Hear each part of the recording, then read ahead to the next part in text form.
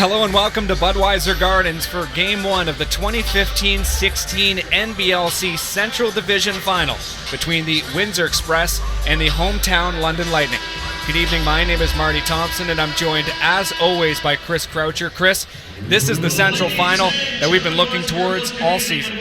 Well, a lot of teams have had rivalries here in NBL Canada. There's St. John, Halifax, but I think the biggest rivalry in NBL Canada's history is this one that we're about to see another chapter of tonight.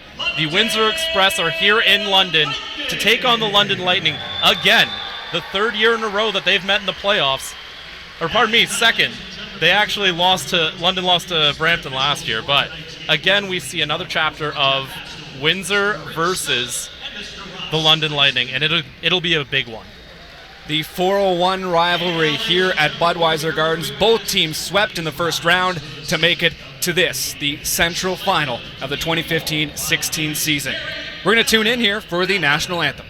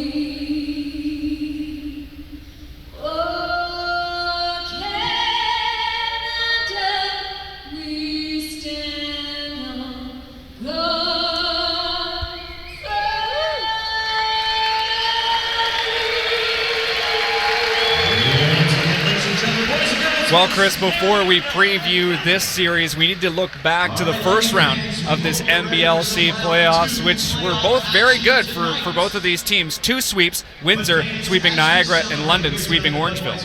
Well, looking at the Niagara-Windsor series, that was actually a defensive showdown in a place where I don't think we really expected it. Niagara, one of the faster-paced teams in the league this year. Windsor, however, was able to shut them down for the most part. In fact, Niagara, the highest total they ever got was 97 points. And in the other two games, they were held to 83 or under. So defense was really the calling card of the Windsor Express in games 1, 2, and 3 of that first round series, leading to a full sweep. And then, of course, looking at London, London taking on the Orangeville A's, they did an excellent job of just simply beating them. It was a war of attrition, and they won. Well, it was an offensive battle, an average of 241 points per game in those three games. And it came down to the depth that London had.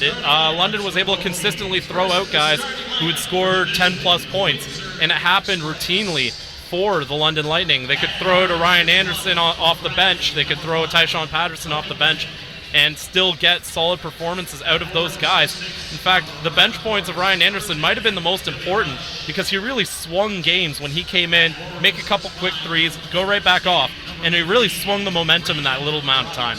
We're going to keep switching between both these teams. We go back to the Windsor Express. We're listening in to their starting lineup, and Chris Commons just being announced. He had an interesting series. Yeah, you didn't hear much of Chris Commons in Game 1 and 2. His highest point total in those two games were 10 points from Game 1, and he only had 4 in Game 2, but he still helped out. He actually had 6 rebounds, 6 assists in that Game 1 game, which of course Windsor won, and they didn't really need him. He didn't shoot particularly well.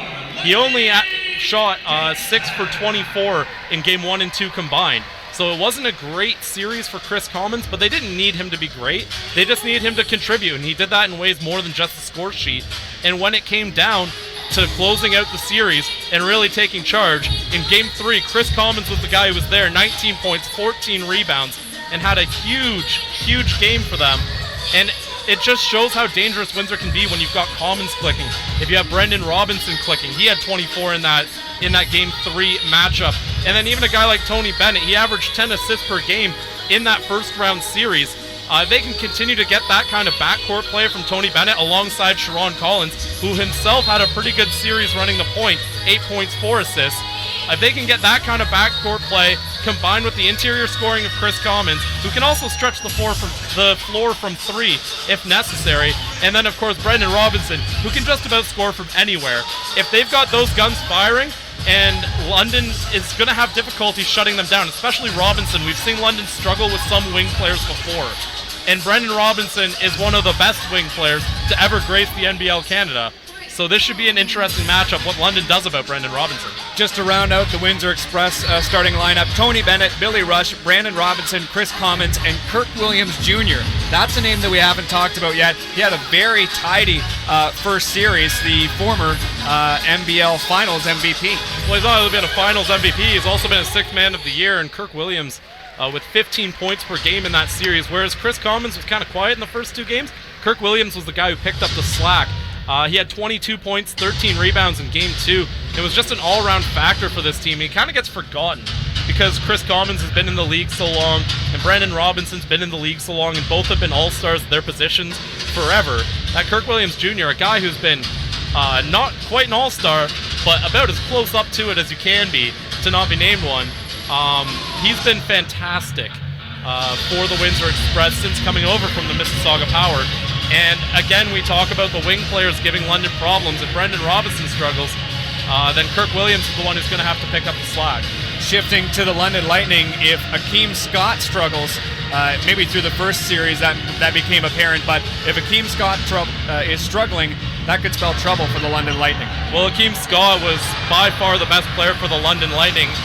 In their closing the series in Game 3, Akeem Scott had 39 points, 8 assists as well, so he's not just shooting, he's distributing. And he has been the straw that stirs the drink for the London Lightning. He had 29 points per game, 7 assists were his playoff averages, and those are fantastic numbers from a guy who didn't really join the Lightning until much later in the season. So having that kind of production from a guy who's still trying to work himself into the lineup is excellent work, and what he does is he frees up Nick O'Corey to play at the 2 spot, and we saw in Game 2 how devastating that can be for opposing teams when Nick O'Corey went off for 29 points. O'Corey averaging 18 points per game and 4 assists per game. Very tidy numbers from number 2. The starting lineup here for the London Lightning will include Nick O'Corey. It's O'Corey, Akeem Scott in the backcourt, followed by Garrett Williamson, Stephen Maxwell, and Akeem Wright. Stephen Maxwell, recently named Rookie of the Year. Well, Stephen Maxwell's a fantastic player, and I actually thought he should have been MVP for the way he's played all year long. You look at London during the stretch when Maxwell was injured after that nasty concussion, and the London Lightning were a totally different team. Stephen Maxwell is so crucial to this team. Last series, we didn't see a whole lot of him because he was up against Justin Moss, and I kind of think those guys canceled each other out a bit, but he still was able to average a double-double over that series, and we've seen all year long, he's been hovering around 18 points, 12 rebounds all year. If he can put up those kind of monster numbers, there aren't a whole lot of options on the inside. Chris Commons isn't necessarily built to handle the way Maxwell just really aggressively beats his way to the basket. And there isn't really an option on the Windsor bench that I really look at as being able to match him for size without giving up some sort of element on offense. A guy like Theo Davis can certainly match up size-wise, but I don't know if he has the offensive chops to be able to put him into the game and not suffer offensively. It's just to match up with Maxwell. We've got Maurice Bolden at 6'10", then after that you've got Rudolph Jolly and Theo Davis. Those two guys, limited minutes through the playoffs so far. Best of 7 series between the London Lightning and the Windsor Express. Of course, this was the Central Division Final in 2014. Windsor won that one in 7 games. Of course, London didn't make the Central Final last season. Either one of these teams, well, both these teams rather, have all 4 NBL titles to their name. London winning in the first 2 years of the league, Windsor winning in the following 2, and here we are in the 5th season of NBL Canada, the only game on the NBL Canada schedule, the 401 rivalry. so many stories, and you look at guys on the Windsor side, especially with the likes of Chris Commons, Kirk Williams Jr., even Brandon Robinson. They played significant games and played big parts for this Windsor Express team against the London Lightning. The London Lightning started off, and of course, who else? Akeem Scott with it. As we mentioned, massive first round for him. Williamson with it on this near side. It's matching up against Billy Rush. It's contested there, and the Express will get a stop to start this one. Yeah, and I think he caught Billy Rush with his elbow there going up for the shot. I'm not wild about that first attempt by the Lightning. Tony Bennett with possession.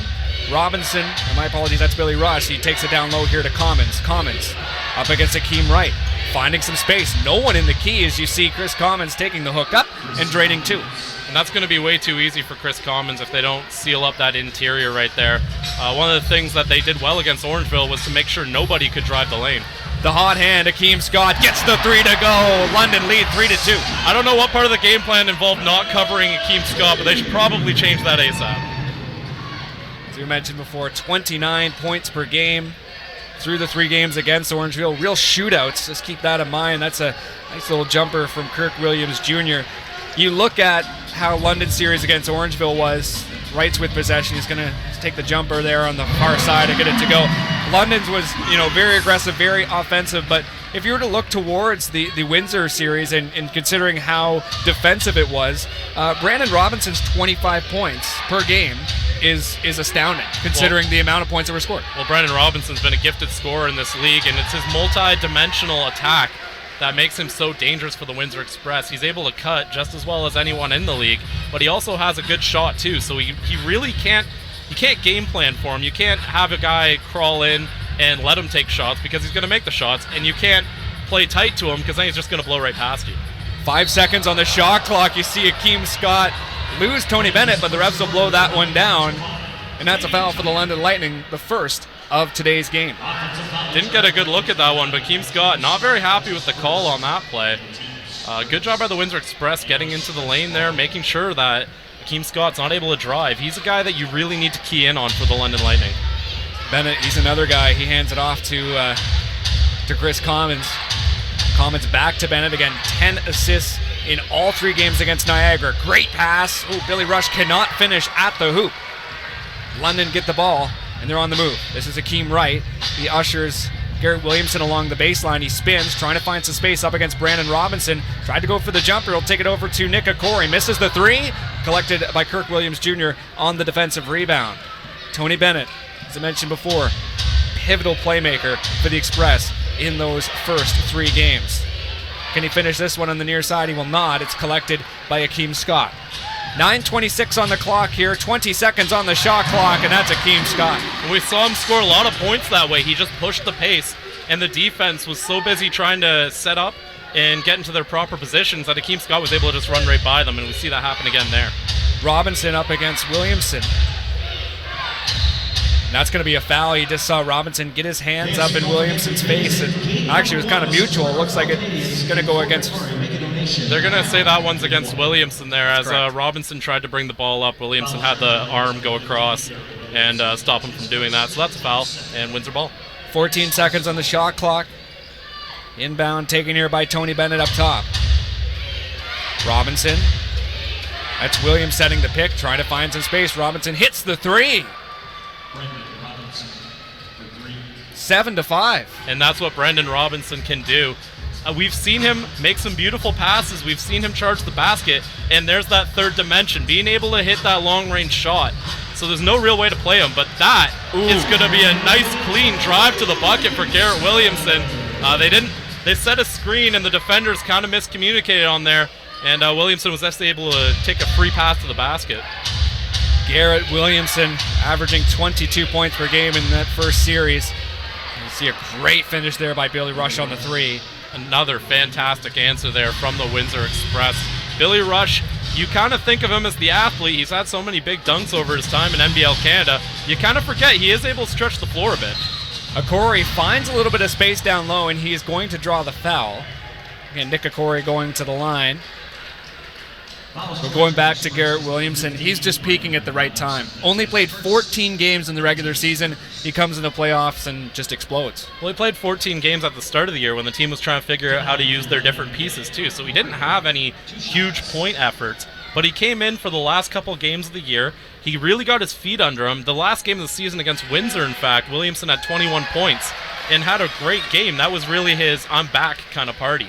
And now coming into the playoffs, we saw him have a good series up against the Orangeville A's. He had a couple of strong performances there. In fact, he had 28 points in Game 2, 22 in Game 3, averaged 21 overall for the series. And he's a guy that if he's got his feet under him, he's one of the best at driving to the basket. And if they're not going to be able to play a big to clog the lane, Williamson could have a free pass to the basket a lot more often. There's Brendan Robinson with the mid-range, so just another way that they can damage the London Lightning. The refs will blow things down. Looks like it's going to be a foul against Kirk Williams Jr. That's 2 fouls each so far in this game. We're just about 4 minutes into it. Hakeem Scott brings it across. These two teams head-to-head over past 4 years, 22 and 19. The Windsor Express with the advantage there. Hakeem Wright trying to get around Kirk Williams Jr., trying to find the fade. He will not draw the foul. Oh, he will. I thought Kirk Williams did just about everything he could defensively there to avoid the foul. Ref's going to give it to the Lightning, Hakeem Wright, anyway. But I thought Kirk Williams Jr. actually did a good job, and that's just one of those hard luck plays. Mo Bolding comes into the game, the former London Lightning player, and, you know, it's hard to talk about fouls this early, Chris, but especially with a guy like Kirk Williams Jr. out already with 2, it's not good. Well, looking at some of the fouls from last series, it actually became a problem for the Orangeville A's because the Lightning like to attack under the rim so often. So it's going to be important for Windsor to stay disciplined because we've talked about how they don't have the front court depth. London doesn't necessarily have fantastic depth either, but they're able to play Maxwell for almost an entire game and feel okay about it. So it's going to come up to Windsor to make sure they play tough, but they have to stay disciplined too. Bennett tries to get around Hakeem Scott. The Chicago native hands it off to Brandon Robinson. Robinson tries to draw the foul on the 3. He'll hit the rim, and he's talking to the ref on his way back. I don't think the ref will appreciate that very much. Corey with a nice pass, and that's a big Stephen Maxwell slam. Well, there's Stephen Maxwell. We've been talking about him for a while now, and that's the sort of athleticism he has. He just levitates to the rim on that play. Great passing from the Lightning to set it up, too. Billy Rush hands it off to Brandon Robinson. We've got 7 minutes to go in the first. Robinson draws the double team. Appears to just throw it out, but looks like there's going to be a foul. Garrett Williamson by the looks of it. Well, that's going to be 2 on Williamson early in the game, and they're both kind of weak fouls. That's not going to make Coach Julius very happy, but it looks like he's going to keep Williamson in the game. 3 fouls each, 13-10, London with the lead. Mo Bolden collects up top. He's going to try to drive to the lane. He'll take it up on the hook. He'll tip it, and it'll get the friendly roll. I thought for a second we were going to have a ledgie there, but instead it's just going to roll into the basket. Everyone was just thinking of the Miami Heat Toronto game. We're all thinking about that, to be honest, when that happened. Hakeem Wright, Bolden swinging in his face. Wright gets the fade, and he gets it to go. Bill Jones upset with that one there. Hakeem Wright did an excellent job on that play, though. He's a guy who he's never had any huge performances for the Lightning in the series, but he's consistently averaged around 15 points per game. And if he's feeling it right now, you can feel confident giving him the ball. I should mention in games 1 and 2, Hakeem Wright also averaged double-doubles. He actually out-rebounded Maxwell for the series, too. Hakeem Scott, 4-3, makes it 18-14. Lightning with the lead here. Well, the Hakeem team doing a great job for the London Lightning. Hakeem Scott able to drive that time and get another 2 points for the London Lightning. Both Hakeems, 100 from the field so far. That's 100%, of course. No basket with that Tony Bennett 3. And that's going to be immediate timeout here at Budweiser Gardens. We'll be right back.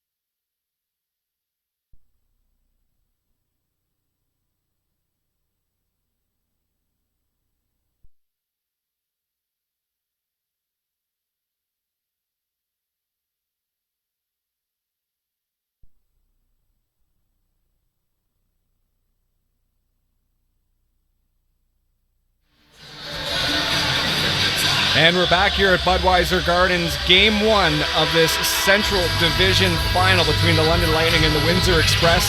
18-14, London with the lead early here. We're about halfway through the first quarter if you're just joining us. Stephen Maxwell on the inbound takes it off to Akeem Scott. As always, Knockstrom looking for sponsors moving into the final. Knockstrom being the broadcaster of this, so be sure to get a hold of them if you're interested in sponsoring any of the content that you like to see. Akeem right along the baseline. He could test it. He can't get that one to go. Stephen Maxwell will. Stephen Maxwell's excellent touch around the rim, and he's going to be able to out-rebound just about anyone on the floor. It's important to get multiple guys defending him when the ball gets under the basket and not allow him to sort of get up there and really grab those rebounds. Chris Commons catches that gorgeous pass. Here's Shaq Keith. He's into the game. He misses the three from the very top. 5 minutes. Williamson with it. Finds a Corey who will find Stephen Maxwell, who decides not to dunk on that one. We're used to the dunk from him. Well, it all counts for 2 points anyway, so Stephen Maxwell makes the smart play there. Instead of going for a highlight, just lays it right in with the pressure coming. Brandon Robinson with possession. Still has it, trying to find some space up against Stephen Maxwell on the fade. He'll get that one to go after a friendly roll. Brandon Robinson now with 9 points in this one. Corey collects it along this near side. Robinson barking orders. The Windsor Express defense, we talked about a bit about them at the start, but the league's best, and you've got guys like Tony Bennett just steal machines along with Brandon Robinson. Akeem Wright here trying to get around Brandon Robinson. He'll take the give and go, and he'll slam. He misses the slam. Just about a poster right there. Brandon Robinson tries to go for the three. Bit of a heat check there. Collected by Scott. He'll whip it off to Stephen Maxwell, and now they're on a bit of a fast break. Maxwell steps around, gets it up. It's tipped by a Corey, and now here comes Shaq Keith. Back and forth basketball at Budweiser Gardens. Shaq Keith, friendly roll there. Kind of gutsy there by Shaq Keith. There was 3 defenders there for the London Lightning and nobody there to help him, and the Lightning just kind of let him have the 2 points. Not sure Coach Julius is going to like that too much. Julius calls a timeout here, Chris. Is he just trying to slow things down? It was getting a bit pacey since the immediate timeout. Well, I think he doesn't want it getting too wild. Because Windsor plays such a structured system, they don't want the play going too wild, because that is going to allow Windsor, who's a lot more under control, to keep it that way. And when the balls start coming loose, it's going to be a Windsor guy who happens to have it pop out into his hands. So I think for the Lightning, they want to play structured too. They saw the pace getting a little wacky. They saw a little bit too much back and forth. So they're going to call a timeout here, slow it down. You're up 4. You're in a good spot if you're the Lightning. And they're just going to see if they can come back out here. Maybe a little less wild, a little more under control, run a couple plays, see how it goes. But you look at how London has been performing against this Windsor defense early, shooting 64%, 9 for 14. I don't think that you could take any 14 shots in a row throughout this whole season and have a team that good of a percentage against the Express. Well, if you're the London Lightning, offensively, this has been your dream first half. They're doing an excellent job moving the ball around, getting open shots, and they've been exceptional in transition. They were getting a little crazy, but that doesn't mean they should shy away from transition. They should still be going, but those controlled ones, like we saw the pass from McCory to Maxwell, those controlled plays in transition are what's going to really give the London Lightning some success as they go into the second quarter in about 3 minutes, 45 seconds. Couple of changes here for the London Lightning. Marcus Capers into the game, along with Ryan Anderson, both on the wings. Here's Capers trying to find some space. He's swatted by Maurice Bolden. Bit of rough stuff, but that'll be a foul regardless for number 1 in red.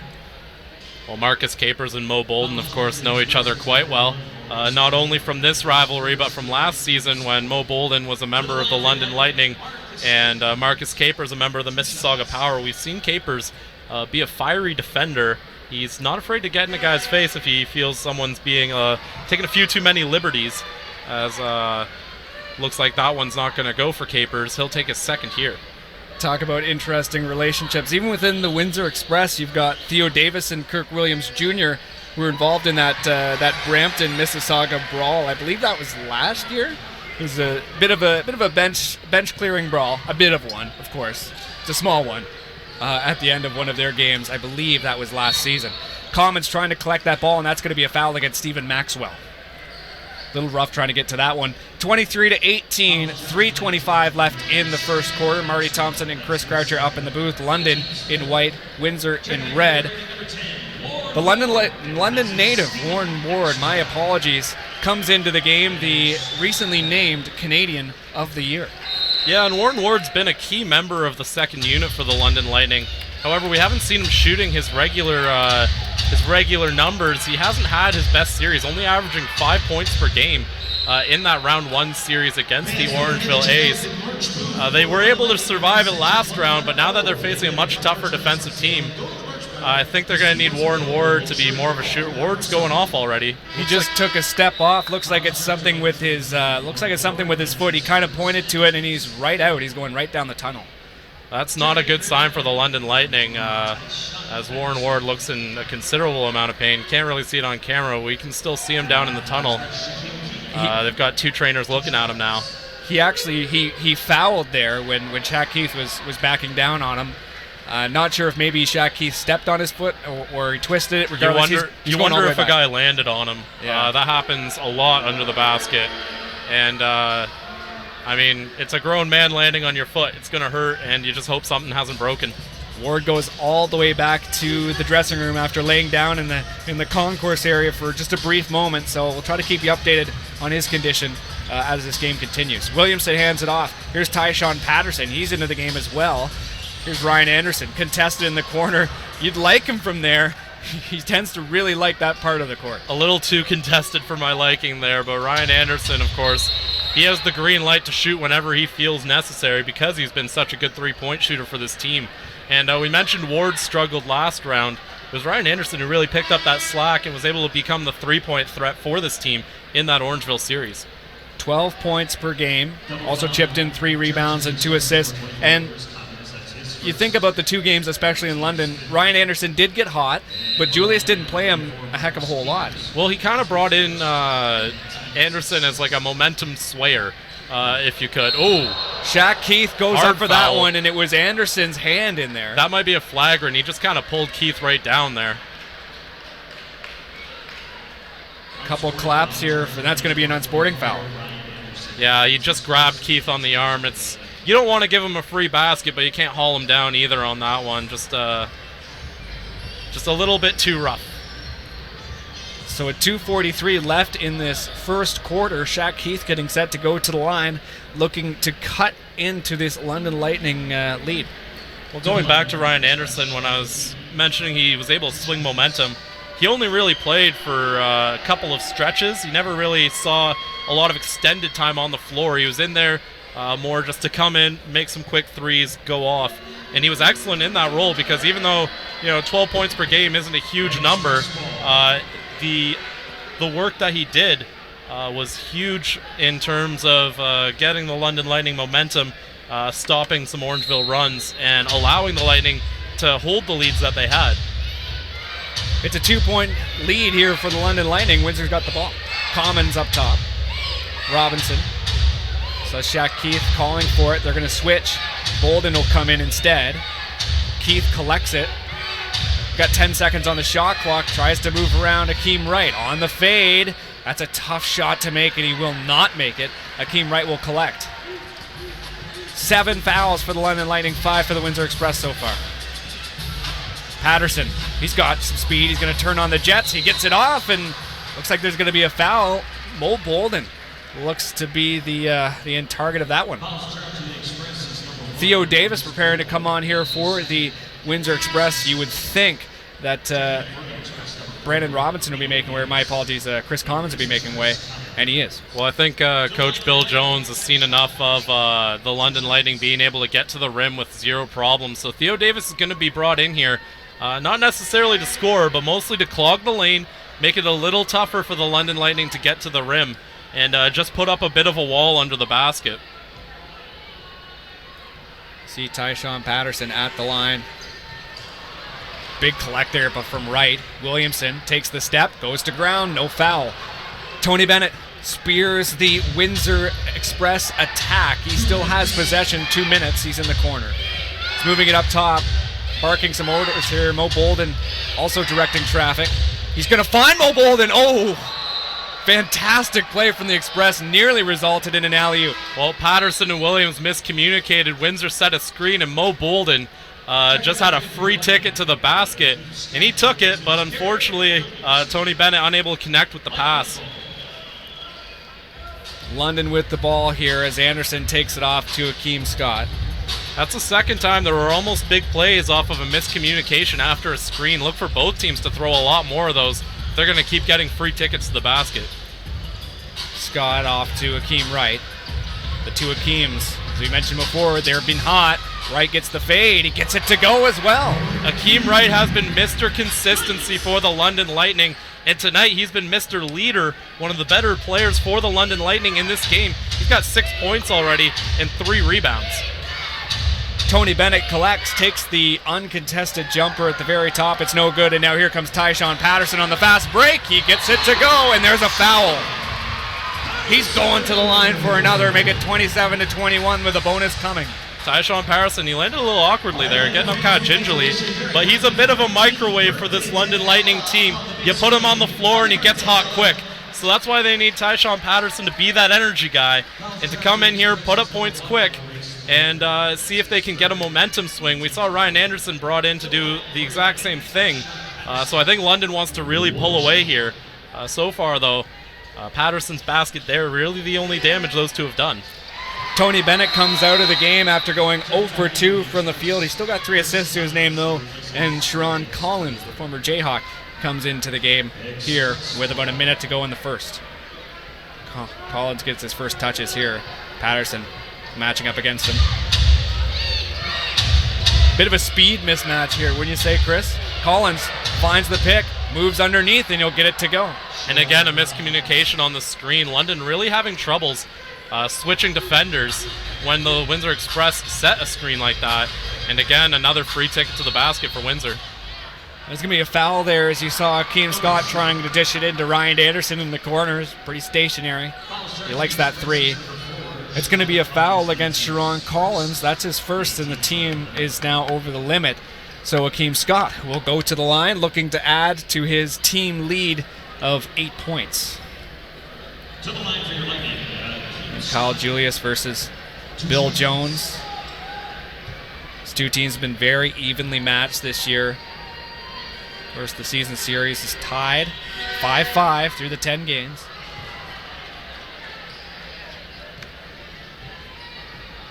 Taking a quick look at the series ahead. Game 2 on Sunday here at Budweiser Gardens. Then the series shifts to Windsor on Tuesday and Thursday of next week. Game 5, if necessary, back here on Saturday, May 21st. Then Game 6, if necessary, would be Friday in Windsor. And then, of course, there's a lot to do about that Game 7 scheduling here in London. Budweiser Gardens, a very busy place. Game 7, if necessary, will take place at the end of the month, May 31st, 7 p.m. That's a Tuesday night. Robinson tries to find some space. He draws the double team, and there's Shaq Keith open for 3. He misses it. It's tipped out. Keith gets it. He's going to move it in. He's going to draw the foul, though. He's going to go to the line with 21 seconds left in this quarter. Well, Shaq Keith just wouldn't get stopped on that play. Able to aggressively get to the basket there with Stephen Maxwell not in the game.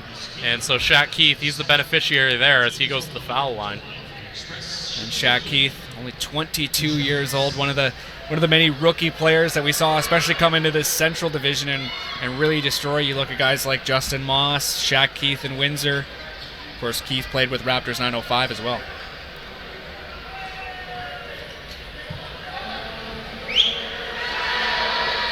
Keith misses it. It's collected there by Wright.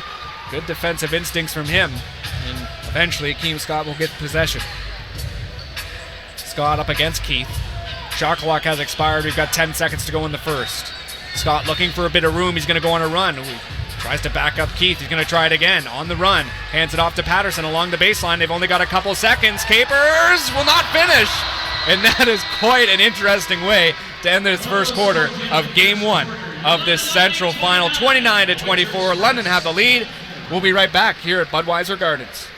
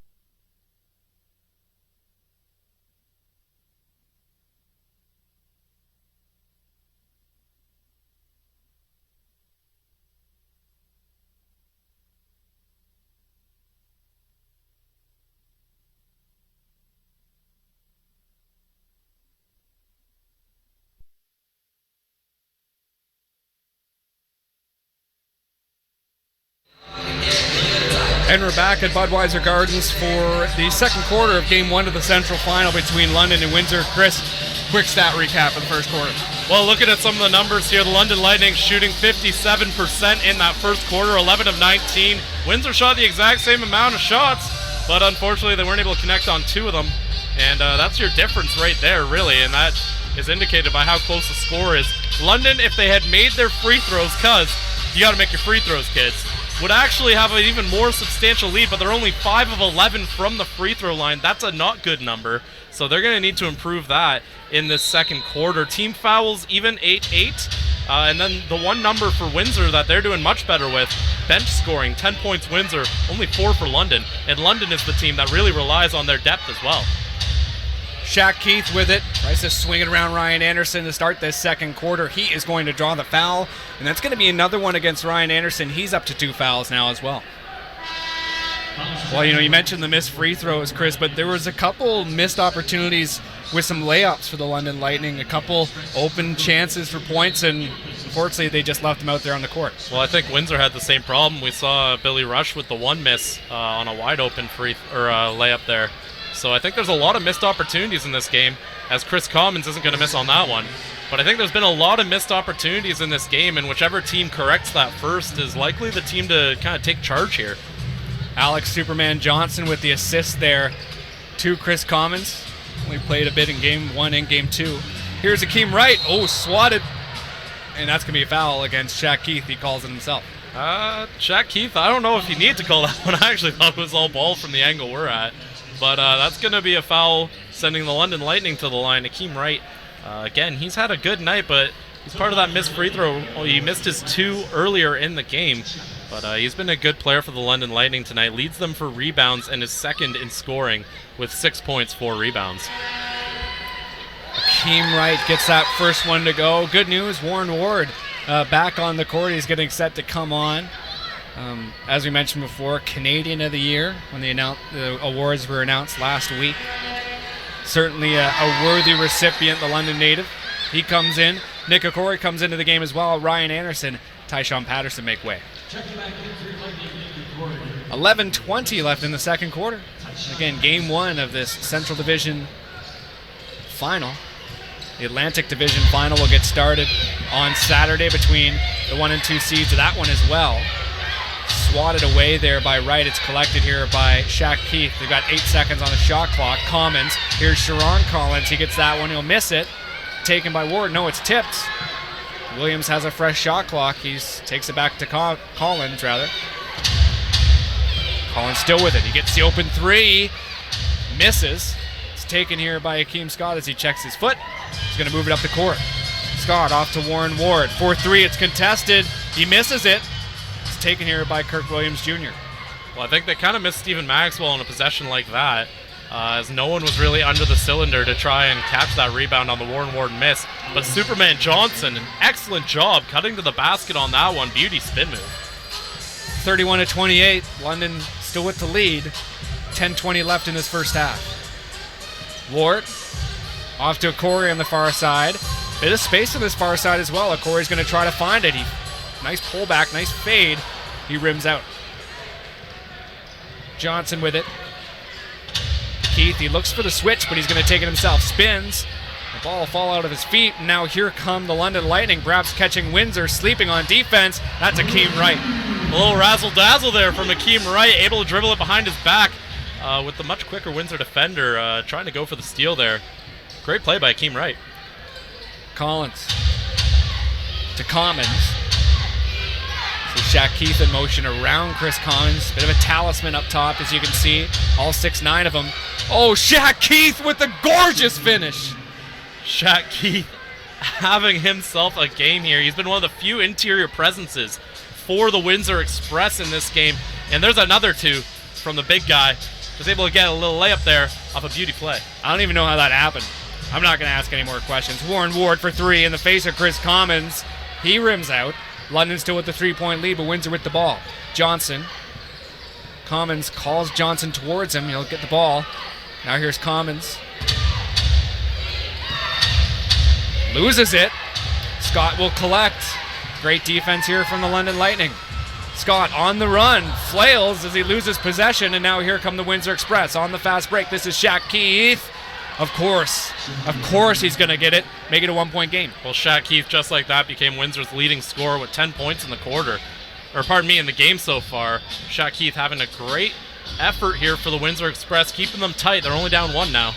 10 seconds on the shot clock. You see Akeem Scott taking it up. Capers misses that putback attempt. Collins with it on the far side. He's huffing, he's puffing. He can't get that one to go. And it's taken here by the London Lightning. Back and forth basketball. Corey tries to find some space. He will. But they can't find the basket. Once again, Windsor Express with a stop. Johnson draws the foul as he tried to take it off to Kirk Williams Jr. Looks like Warren Ward will be the perpetrator, his second of the game. Well, that foul is going to slow down the pace, and I think that might be a good thing for the London Lightning. As it was getting a little out of control. Warren Ward's going to take the foul there. And that's going to be a London timeout. Interesting call from Kyle Julius. Again, we saw that in the first quarter. Once things start to get a bit hectic, just to slow it down. But now that you've had to do it 2 times in a row, that's not as good for the London Lightning. A little bit of trouble here. They let Windsor back into this game. They were playing a little recklessly on the offensive end. And now we see it's only a 1-point lead there for the London Lightning. Again, Akeem Wright, the big performer for London, 10 points, 5 rebounds. It's been a good night for him so far. Well, he's been consistent all year, and especially in the playoffs. He averaged a double-double, which is impressive considering he had some big rebounding games, but he never really did it every night. He averaged over 10 rebounds a game, which combined with Maxwell, that's 20 extra possessions right there. So that's a good job by the London Lightning and by Akeem Wright. And I think Akeem Wright, you're happy he's playing this well, but the fact that he's had to be the focal point makes me a little bit nervous. We haven't seen a whole ton out of Akeem Scott in outside of maybe the first half of the first quarter. And we also haven't really seen any of the shooters for the London Lightning get much to go either. Tyshawn Patterson's only had 3 points. Ryan Anderson, none. Warren Ward, none. And Nick O'Corey, only 2 points. So we haven't seen the shooting, the outside shooting of the London Lightning show up.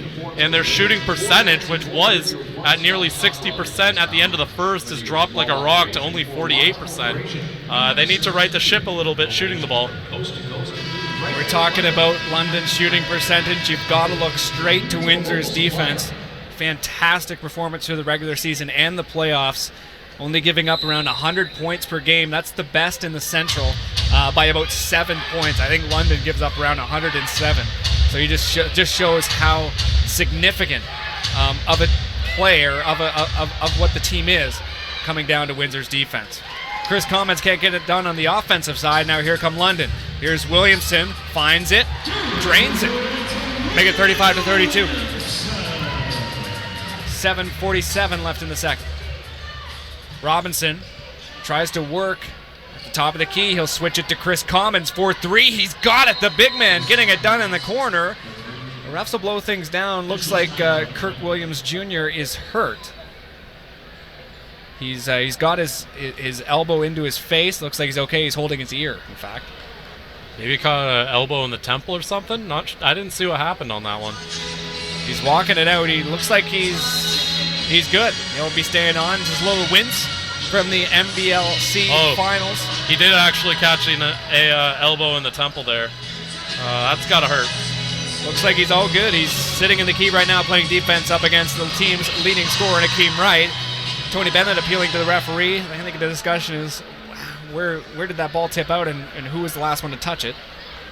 Regardless, London ball, 7:25 left in the second. Corey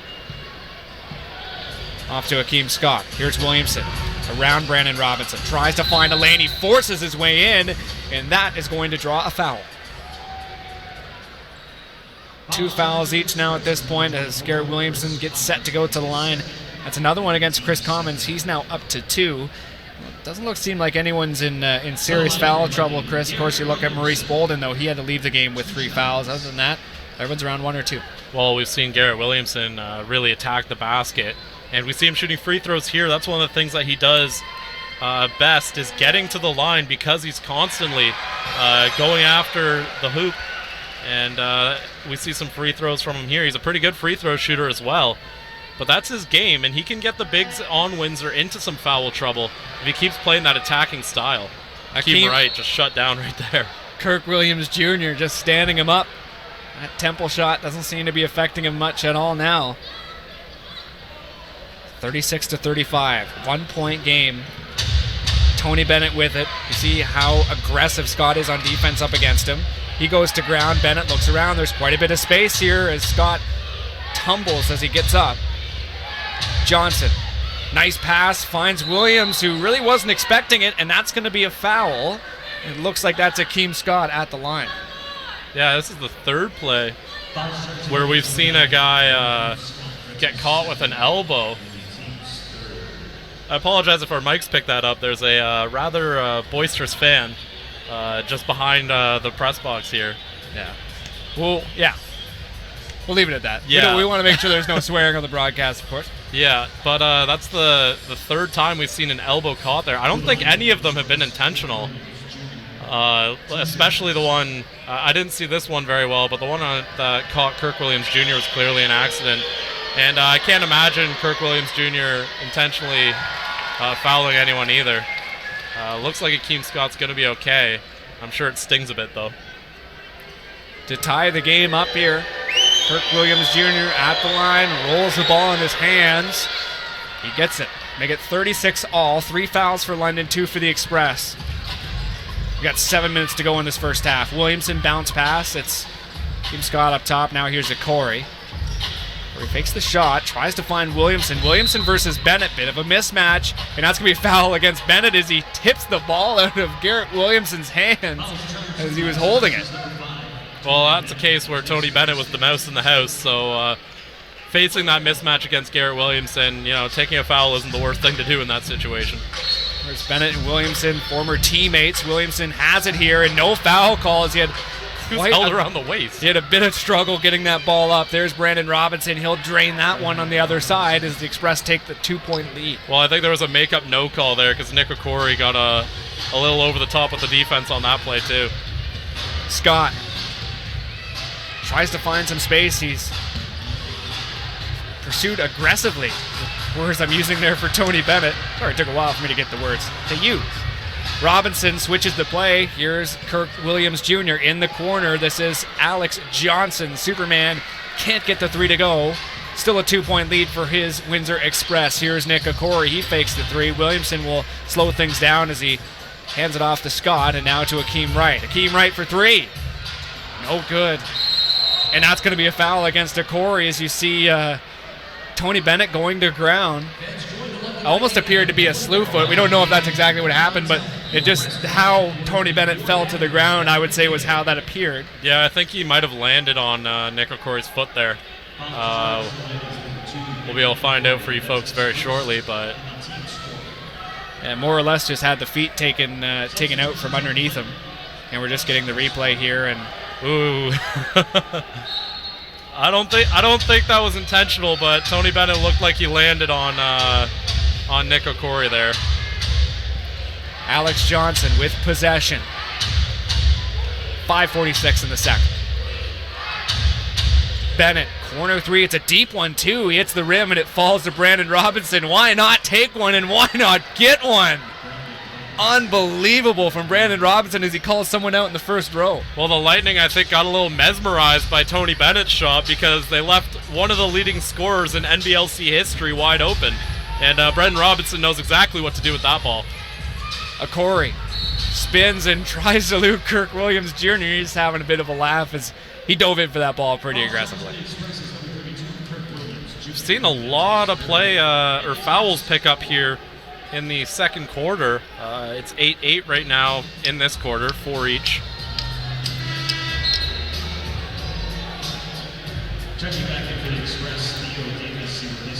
Theo Davis coming into the game. Kirk Williams Jr. is making way. Williamson getting set on the inbound. London have 14 seconds on the shot clock. This is Stephen Maxwell aggressively collecting that ball. Now here's Williamson. He's got Maxwell moving down low. Right. Tries to move around Johnson. He spins but loses the ball. I wish Williamson had just gone after that when he got the pass back from Maxwell. It was Theo Davis covering him. See Ryan Anderson stripping Brandon Robinson of the ball. Now here's Commons down low. No good, but that's going to be a foul, and it looks like it's going to go against Chris Commons. 4:55 left in this second quarter. We'll have Windsor Express analyst Aaron Sanders on at halftime to talk a bit about the game. He's traveled up from the Rose City. And the 401 rivalry renewed here at Budweiser Gardens. These two teams have been competitive for so long, and these games have been some of the best games that I've called in the 4 years that I've been calling these games, Chris. Just been fantastic. Physical battles, as you see Wright battling with Billy Rush. It continues. Wright gets it off. Tipped. Who's got it? Theo Davis does.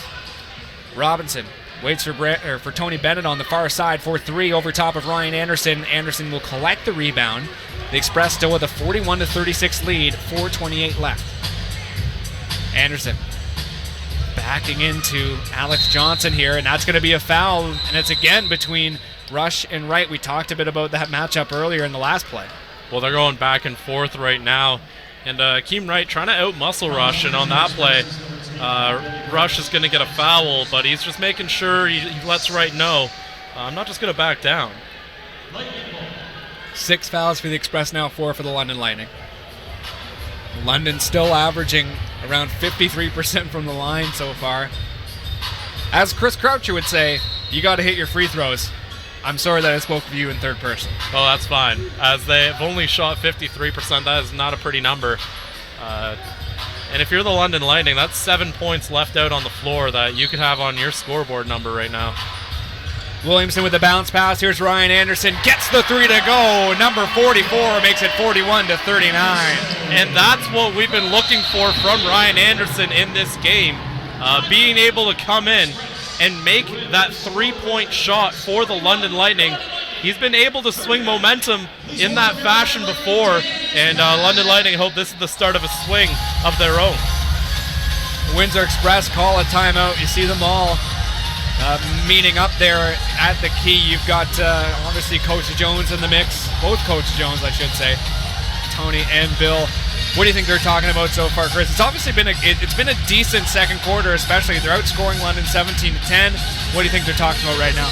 Well, they did a great job of coming back and counter-punching that initial London run and getting themselves in the lead. Now this is about how are we going to separate ourselves from London? How are we going to build this lead? Because as soon as they got the lead, it's almost like the momentum just stopped right there. So for the Windsor Express, they're going to have to focus on running some plays here. And I think if Stephen Maxwell is going to remain, we haven't seen Stephen Maxwell be as impactful, and he's sitting at 2 fouls. So I would say go inside. You either get Maxwell in foul trouble, or Maxwell comes out of the game, and you've got the advantage on the inside. So I'd start trying to cram it on the London Lightning right now. 41-39, the Express with the lead in Game 1 of the Central Final. A best-of-7 series. Keep that in mind. The last series was just a best-of-5. Both teams sweeping. Windsor beating Niagara. London beating Orangeville.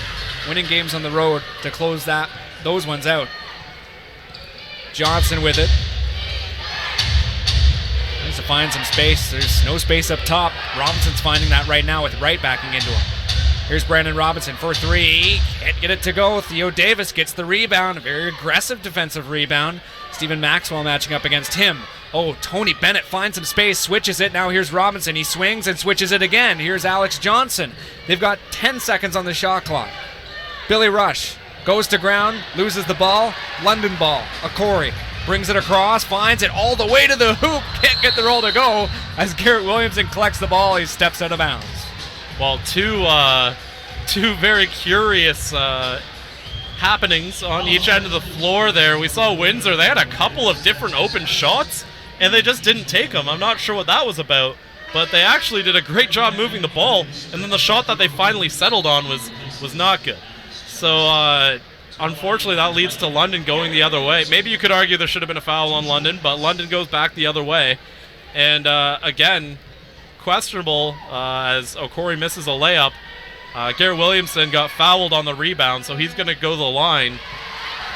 And that's a bailout foul because London, I thought Williamson was about to just rebound it and land out of bounds. So it worked out for London all right. To tie the game 41 all, Williamson can't get it to go. The story of London's rebounding night so far. Meantime, Akeem Wright gets fouled. He's going to go to the line. Obviously, the Express over the limit at this point. You see Akeem Wright going up, trying to drain 2. 3.5 left in the second quarter. Marty Thompson and Chris Croucher up in the booth. When you look at the London Lightning, Chris, Akeem Wright is the guy you look towards in this game. 10 points and now 9 rebounds, really adding numbers in the boards category so far. Well, Akeem Wright on the verge of yet another double-double. And it's funny, he was more the stretch 4 guy, but he's been doing a lot of the interior work for the London Lightning so far in their playoff run. Windsor might be in some foul trouble. We mentioned on the interior that they got to stay out of foul trouble. You got Commons, Kirk Williams Jr., and Mo Bolden all sitting at 3 fouls right now. It's been an aggressive game down low, both teams now with 20 points in the paint. Akeem Wright. I should add Theo Davis is at 3 fouls as well. He's inbounding the ball here to Tony Bennett. Rudolph Jolly is coming to the game for the Express as well. He's getting his first minutes in this game. Robinson tries to shake Anderson. Picks it up. It's tipped around. This is Theo Davis. Throws it in, but it's Aaron, and it's collected here by the London Lightning. Nick Okori with a gorgeous slam. What a beautiful pass, though, to set him up. Garrett Williamson threads the needle, and Nick Okori with the finish. Great play from the London Lightning. Robinson with it. London retake the lead here in the second quarter. Robinson shakes Okori. No call. Shaq Keith with it on the near side. When the elbow pops up like a chicken wing, I tend to think that there's a foul on the play. 6'10" Jolly takes it back here to Shaq Keith, and they forget about the shot clock. You see Tony Bennett getting right up in Rudolph Jolly's face, trying to pump him up. Jolly hasn't played a whole lot this season and even in the playoffs as well, so a bit of a wake-up call perhaps from the captain. And Tony Bennett. You wonder if that's lack of focus from lack of playing time there as Jolly just loses track. And I don't think the rest of his teammates were very happy with the play. I should clarify, Tony Bennett is not the captain. Chris Commons is. He's on the floor right now. Ryan Anderson moves it around, gets pushed as he went for that layup, and that is an easy foul call to make as the fouls really start to rack up here for the Windsor Express. They've got to be careful. Again, almost all of their big men, except for Jolly, in foul trouble in this game. So Windsor got to make sure they play some more disciplined defense here. Well, you look at Jolly in the past season. Again, I mentioned limited minutes. His season high for points came against London, 10 points. So you just think about the limited minutes that he's been playing, like a Canadian as well. But what a stage here at Budweiser Gardens, Game 1 Central Final. Anderson gets that one. Breathes a bit more life in this Budweiser crowd. They've been silent in the second quarter. Of course, Windsor taking the lead after a very impressive start. Here's Tony Bennett. Misses that one at the net, and there's looks like Stephen Maxwell's down. They both get up in good time. Yeah, Maxwell landed with the ball, and he landed out of bounds on that play right there. But I love the pass from Brendan Robinson. We haven't seen a whole bunch of scoring from him in this quarter, but he's shooting 6 of 10. And there's a couple of times he probably have more than one assist if some of these baskets had been converted on. But he's been doing a great job that when they lock in on him as a scorer, he's either able to get to the line, as we see on that play, or make a pass to set someone else up. And that's going to be foul against Ryan Anderson. His third, as Tyshawn Patterson prepares to come into the game. Anderson will make way. A little frustrated with that, but again, up to 3 fouls. Still got 2 minutes to play here in the second. Anderson, one of the key 3-point shooters for this London Lightning team all season. Brandon Robinson gets that one to go. Now up to 15 points for number 15. The boos start to eventually get going here at Budweiser Gardens. Too late. Robinson drains that second. 2-point game. Williamson. Keys free right now. Starts to fill up with the likes of Akeem Wright. He's backing in on Tony Bennett. Gets it off. A big swat there from Theo Davis. Nothing doing. Another stop for the Express. Bennett trying to set things up. Again, 10 assists in all 3 wins against Niagara in Game 1, in Series 1 rather. Shaq Keith. Ooh, I would have gone with that if I'm Keith. That's a mouse in the house. 8 seconds on the shot clock. Robinson on the move. Here we go. This is Tony Bennett for 3. Misses it. It's tipped out, and looks like it's going to go out off of London. Yeah, that one was off of Akeem right there. We're seeing something from Windsor that I think was one of the problems that the Orangeville A's had against London, which is not recognizing the mismatches and taking advantage when they have them. That time, Shaq Keith being defended by Tyshawn Patterson. Just back him down and drive your way to the basket there. Bennett with it. Takes it down low to Keith. Got it again. Keith on the fade. Misses it. Oh, nice little tip there from Rudolph Jolly. Well, that'll make up for the earlier gaff. But again, I'm not wild about that shot from Keith. You've got more muscle mass than Tyshawn Patterson there. Post him up, back him down, back your way to the rim, and get yourself some points that way. You don't need to settle for the jumper. Williamson off to Maxwell and now to Tyshawn Patterson. Minute 10 left in the second quarter. Maxwell just short. Corey with it. Tries to find a bit of space. He'll take it out. Here's Garrett Williamson. He switches it. Here's Wright. They've got time. They got 15 seconds on the shot clock. Wright with not the best pass in the world. Now here's Brandon Robinson. Oh, my goodness. Tyshawn Patterson goes to ground and he gets right up. That was dangerous, to say the least. Well, Tyshawn Patterson was just flying through the air with no control there. I'm glad to see him get up that quickly. Did they call an unsporting foul on someone there? It will be an unsporting foul against Tyshawn Patterson. Yeah, they're going to say he was a little too rough on that play, and I think that's probably an okay call.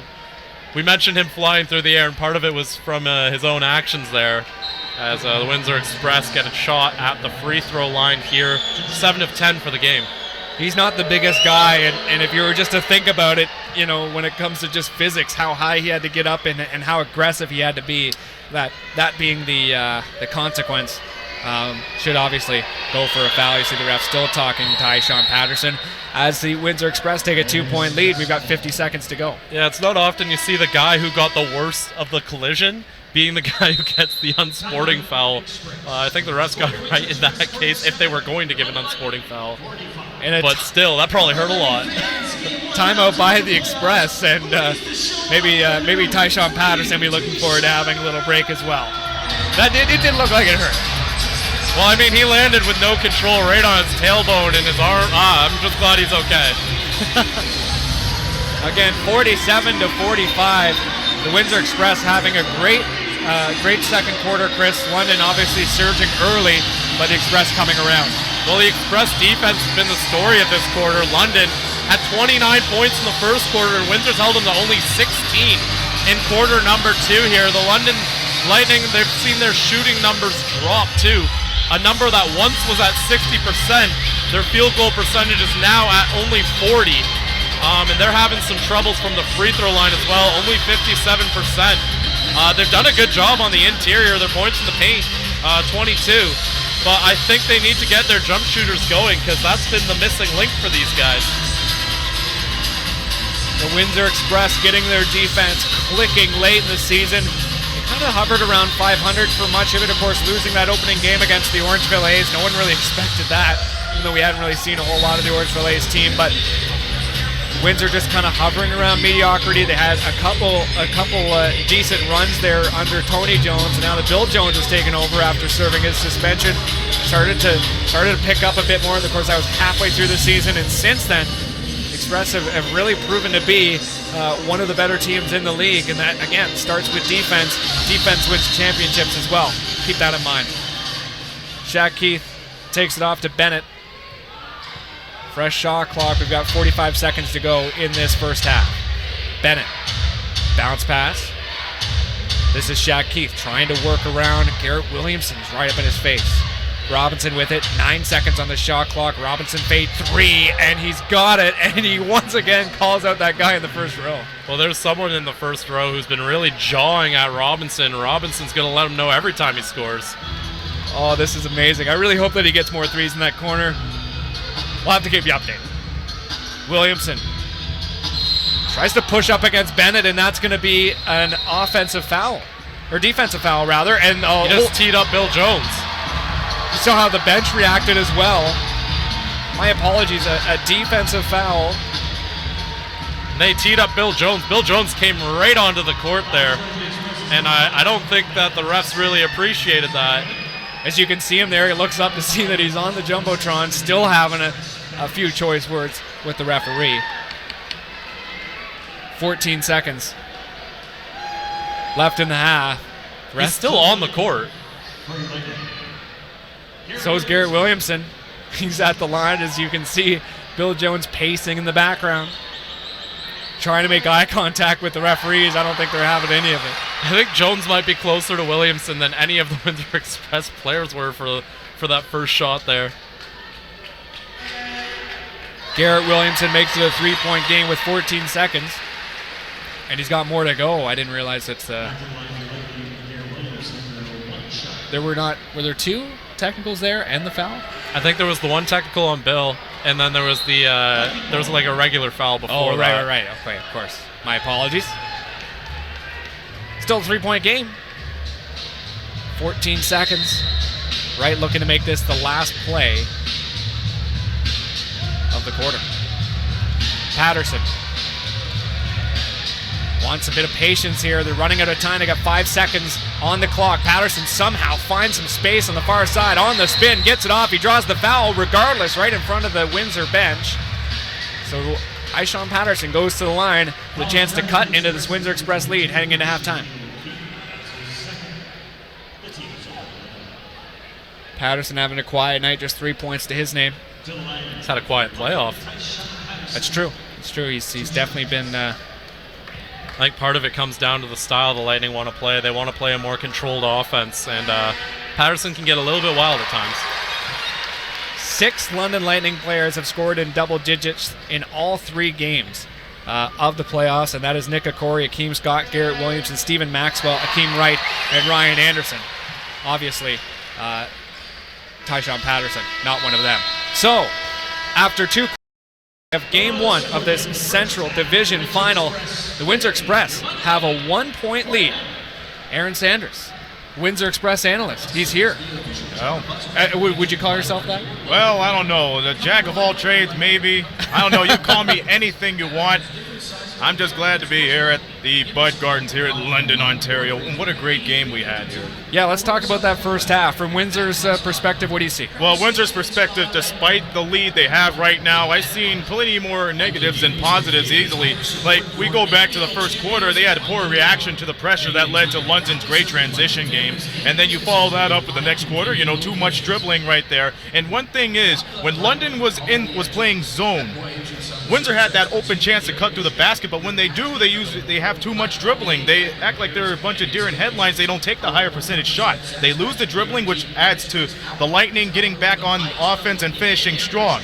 But funny enough, I mentioned that the Express had a couple of strong finishes along the way, which led them back to the league, and they were picking pockets on defense at plenty of times, showing up that great physical game, but they barely picked up on London's transition game. Yeah, for sure. Yeah, and you saw how play just got into like some straight up run and gun stuff, and we have not seen that at Bud Gardens at all this season. No, but every time these two teams play, it's physical. This is a series you're going to tell your grandchildren about. We'll switch it to the Lightning for a quick second. The ball movement was very great. It wasn't subpar at all. I give it an A+, because those ball movement led to higher percentage shot. They're the type of team that would always go lightning quick, hence their name, right? They go to the basket with the slam and the jam and the layups and whatnot. They were very confident in their shooting, which led up to a great lead. They led by 5 at the end of the first quarter. They had great cuts, good backdoors too, so you got to give them credit for that. And ball awareness was there for most of the first half, and a good use of the contact to go to the line, shoot the free throws. They are 61% at the line, but nonetheless, they could get those points off there. So 16 of their 49 points they got up right there.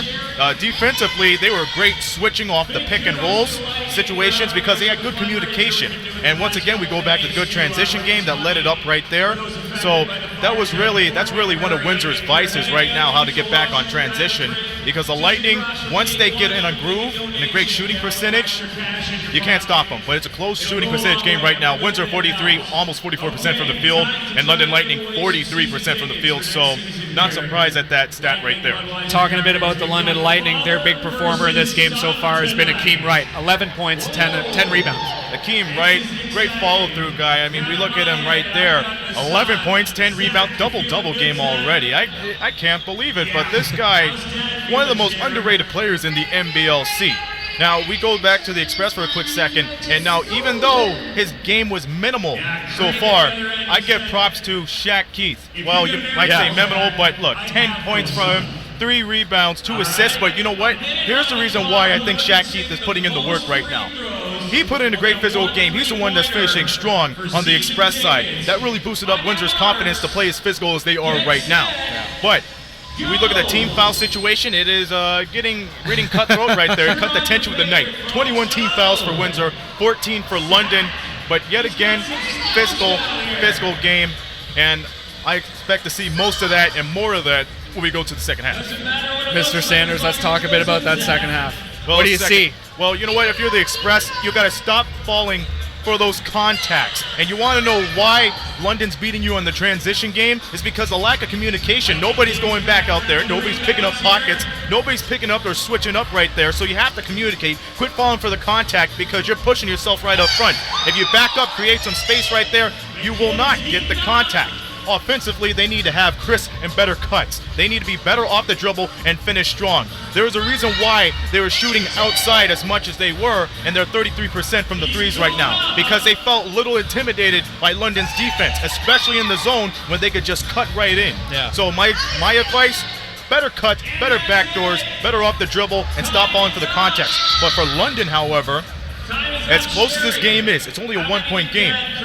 You could beat them inside. Just keep them outside of the key so they could be unconfident in their shooting. If they shoot outside and they keep on missing it, that's where your transition game will start off. But stay consistent on your passes offensively. It leads to higher percentage shots. If you see a chance to go to the hoop, go at it. I'll get your take on this quickly before we break off. Nick Evans obviously leaving the team, and that left a bit of a hole. It left a hole of that, a big hole, literally. How do you think that the London Lightning have been playing, from your mind, without that big, against a very physical Windsor Express team? Well, the Lightning game is give and go, the quick and go.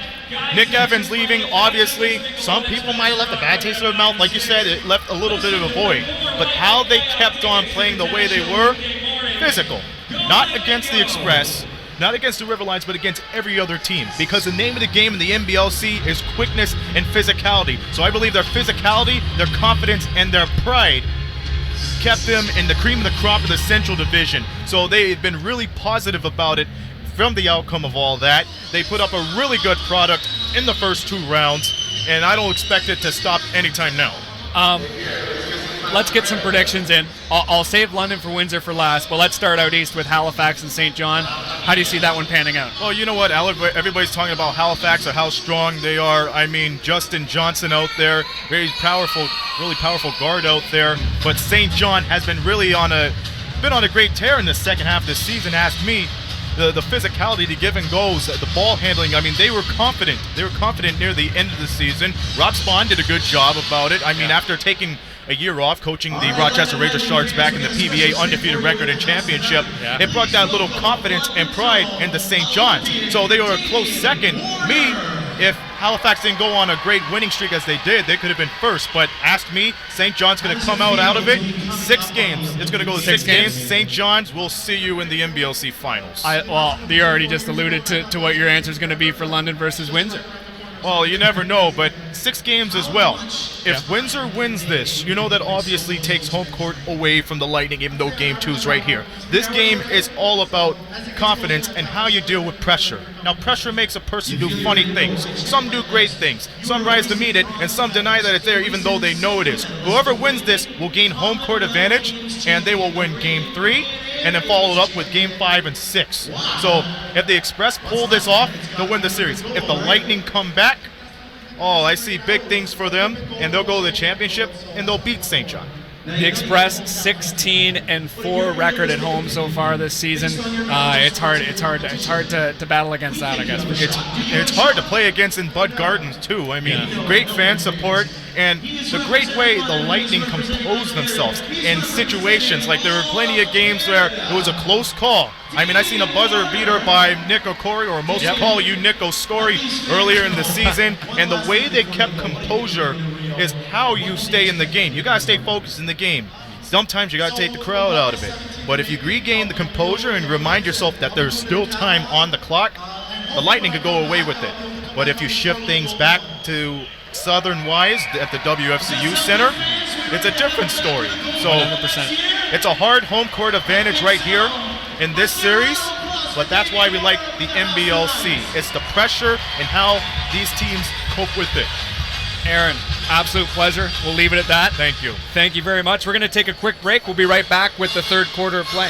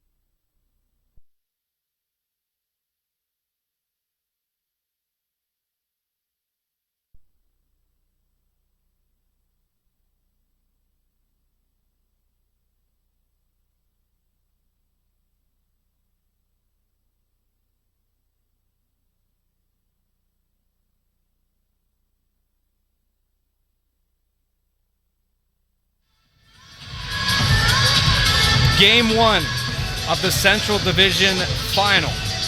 2015-16 NBLC season here at Budweiser Gardens. We're through one half of play. The Windsor Express with a 50-49 lead. You see they're just taking their time coming out onto the court. Again, they've got the 1-point lead after a very impressive second quarter. Marty Thompson and Chris Croucher up in the booth. Chris, quick summary of that first half for those who missed it.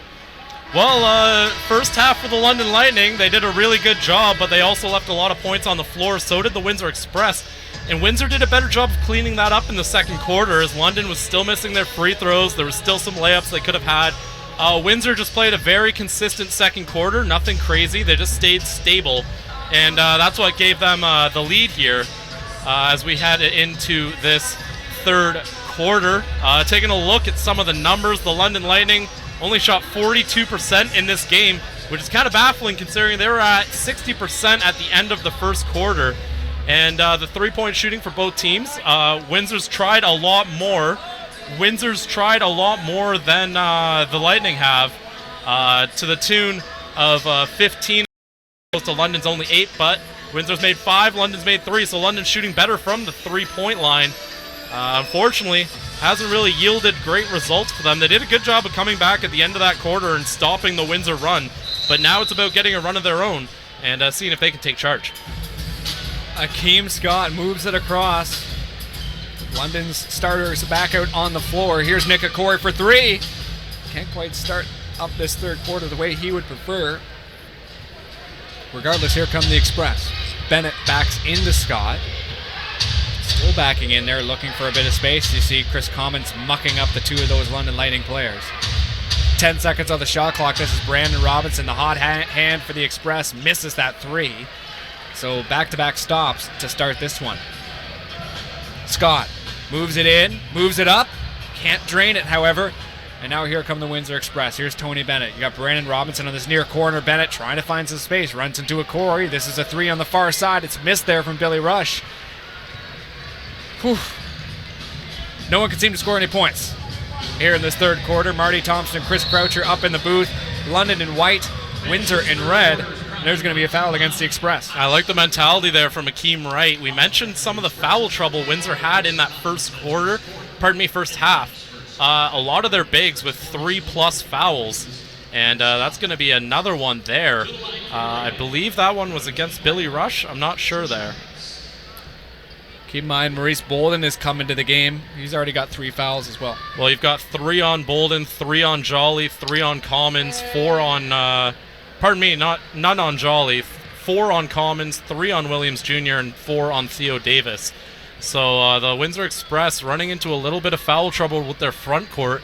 Either they're going to have to tighten up the discipline on the defensive end, or they're going to have to hope London starts jump shooting a bit. Tony Bennett collects the ball off of the inbound. Mo Bolden moving across, 2 London Lightning players collecting here, or former London Lightning players, I should say. Bennett sees Bolden moving around, just dancing into a Corey. Loses them and drains. So it looks like a Corey was wanting the call, but the ref says, get up, keep going. Well, I don't think there was anything dirty there. I think that was just a muscle play right there. 2-point game. The Express with the lead, London with the ball. This is Akeem Wright backing into Robinson. Runs into Kirk Williams Jr. He gets it to go, and he'll go to the line. And another drawn foul on that Windsor Express front court. That's 4 on Kirk Williams Jr. and Akeem Wright doing tons of damage on the inside for the London Lightning. He's leading this team in scoring with 16 points. He also has 11 rebounds, well, 12 after that one. So Akeem Wright having a fantastic game here for the London Lightning. He's going to the line to add to his point total. And also, perhaps, to take the lead here. He's got it. Akeem Wright, not even the best free throw shooter, 67% from the line in the regular season. Bolden, Wright swatting at him here, as you see. Bolden trying to lose him. Oh, they're going to call a foul. It's going to be against Akeem Wright, the man of the hour. Yeah, Akeem Wright just kind of pushed Bolden. Bolden, very quick and long player. Difficult cover for a guy like Akeem Wright. Bennett takes the ball, and it's Picked up here by Garrett Williamson off the interception. He's going to take it all the way to the hoop. Leaps over Tony Bennett. Gets 2 to go. Great job by Garrett Williamson there, attacking the bucket again. Tony Bennett was in position to draw the charge there, but Williamson did a good enough job of avoiding contact so that the ref didn't have to make a call there. Theo Davis off to Brandon Robinson. Up against Williamson. Robinson works around, and that's going to be a foul against the former Canadian of the Year. And that's an okay one. Garrett Williamson only has 1 foul in this game, and Brendan Robinson is almost a guaranteed 2 points on a play like that. Instead, send him to the line. Brendan Robinson, we haven't really talked about him maybe as much as we should have. He's at 21 points in this game, and I mean, we've talked about all the different ways he can hit you, and he's been hitting London pretty hard in this one. Misses that first shot, Brandon Robinson, 26-year-old. Mention how effective he is on the offensive side, also averaging 2 steals per game, very sound defensively. Great rebounder as well, averaging 8 rebounds per game. Scott keeps the ball, tries to work around Robinson, instead take it off to right and now to a Corey on the far side. 9:46 left in the third quarter. Game 1 of the Central Final. Here's a Corey. Won't roll for him. Theo Davis collects and will distribute on this near side off to Tony Bennett. Bennett looks down low. There's quite a bit of space underneath the hoop. He'll take the jumper from the top of the key. No good. It's taken here by Maxwell on a very aggressive defensive rebound. Yeah, Theo Davis lucky he didn't draw his 5th foul on that play. Williamson loses it, and now here comes Mo Bolden. It's a 3-on-2, if you will. Bolden takes a step up. Oh my goodness, Maurice Bolden. And 1. Excellent play from Mo Bolden, going right at Stephen Maxwell and able to get the falling away floater to go. As Maxwell, that's another foul on him. That's his 3rd of the game. We haven't really seen much of Stephen Maxwell. They've done a good job of not really letting him do the things he likes to do in the post. Only 4 rebounds. They've been doing a good job of boxing him out and leaving him somewhat ineffective in this one. Stephen Maxwell comes out of the game. Marcus Capers will come in. Meantime, Shaq Keith coming in the game here for the Express, and it looks like Theo Davis is making way. Maurice Bolden goes back to the line. What an athletic finish from him. I don't want to tease anyone at home, but there was a great play at the hoop by Shaq Keith in the first quarter, or maybe first quarter, definitely first half. I couldn't even tell you when it was. But Shaq Keith, with his back to the hoop, both feet planted, just kind of rolled it up. I think he wasn't even really looking at the hoop. Somehow got it to go in. It's definitely one of the more creative finishes we've seen at Budweiser Gardens this NBLC season. A Corey off to Capers. Williamson in motion. You saw Shaq Keith going to ground there underneath the rim. Ooh. Bit aggressive there from Scott, and it's going to go Windsor way. I don't know how that's a charge. It was barely shoulder to shoulder. Scott, as you can see him leaving the screen, having a quick chat with the referee. He's still talking with him. Well, I think Scott's arguing that he got bumped into Tony Bennett there. And I don't know how much more you could expect from Akeem Scott to avoid the contact on that one. Akeem Scott will come out of the game, and Tyshawn Patterson will come in. That's a big loss for the London Lightning whenever Akeem Scott comes out of the game. He's been averaging 30 a game in the playoffs. Brandon Robinson off to Shaq Keith. Keep in mind, you've got Akeem Scott playing a ton of minutes this season so far as well. No basket there, obviously, and that's going to be an offensive foul against Keith. 8:43 left. 4 fouls for London, now 3 for the Windsor Express. And, I mean, you have Akeem Scott joining the team near the end of the season, just with, obviously, a few weeks left, and really solidifying his place as their number 1. Their starting number 1. This is Nick Corey. It's at 3 to go. And playing very, very significant minutes, averaging around 34 minutes per game through those regular season games that he played. Another foul. It's going to go London's way, and it's going to go to Akeem Wright. That's his 2nd. London now up to 5 in the quarter. They're down by 1. Keith with it. Windsor in red, London in white, game 1 of the Central Final. The Atlantic Final will go on Saturday, game 1 in Halifax at Scotiabank Centre between the Hurricanes and the Mill Rats. It's going to be a fantastic series. The Mill Rats actually beat Halifax in the season series 6-5. I say that because you look at Halifax's record, they only lost 11 games, 6 of them. Ooh, we got some jawing here with Akeem Wright and Shaq Keith giving each other a couple of shots down the floor. They're holding on to each other here or there. Still getting kind of close. 18 seconds on the shot clock. Keep an eye on that matchup there, folks. That doesn't look terribly friendly. See Sharon Collins just grabbing something that was thrown onto the floor and throwing it back into the crowd. Perhaps blow things down before the inbound could even happen. Just in front of the London bench there, you see Kyle Julius barking a few orders. It's going to be a foul against Shaquille Keith. Keith now up to 4 fouls. Capers, oh my goodness, what a slam! He alluded to it when that last play didn't happen. He touched the rim. Windsor should have taken that as a bit of a preview. Bennett on a spin, on a fire, gets it to go. Good answer there by Tony Bennett, but that inbounds play there from Williamson to Marcus Capers was incredible. Marcus Capers, he doesn't leap often, so you kind of forget how high he really can jump, and we've seen him really catch guys off guard with that spectacular athleticism when we saw it there too. 58-57, what a way we got there too. 7:40 left in the third. This team's all knotted up for scoring in this one. 8-8 in the third quarter. Wright trying to spin off of Shaq Keith. You got to keep in mind, Keith now up to 5 fouls. That's going to be a foul there on Akeem Wright.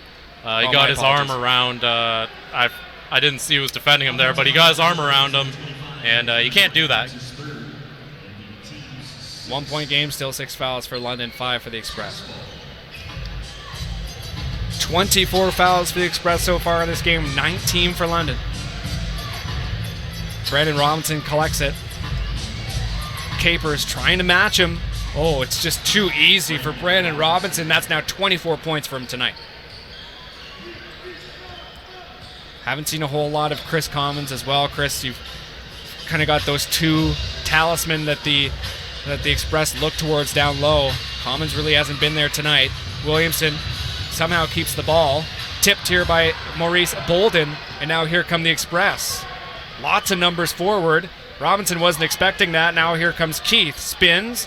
Bennett's wide open. Wide open. Bolden's going to take the three, and he gets it anyway. Well, that'll do, but jeez. Mo Bolden with an excellent shot.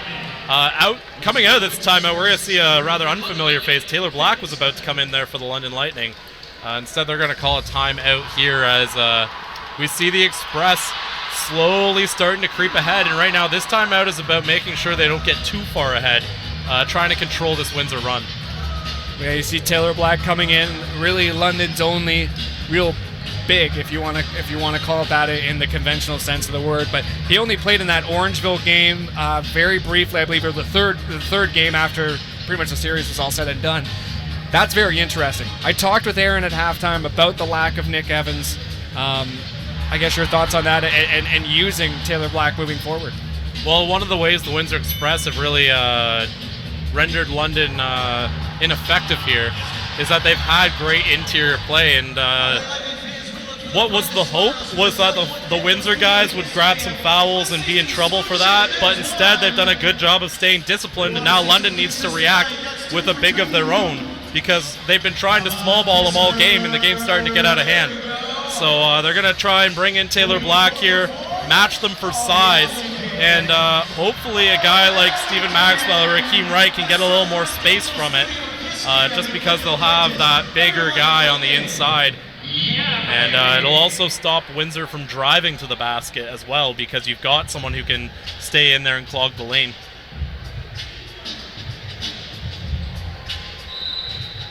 Windsor with the lead. Game 1 of the Central Final. You win Game 1 if you're Windsor.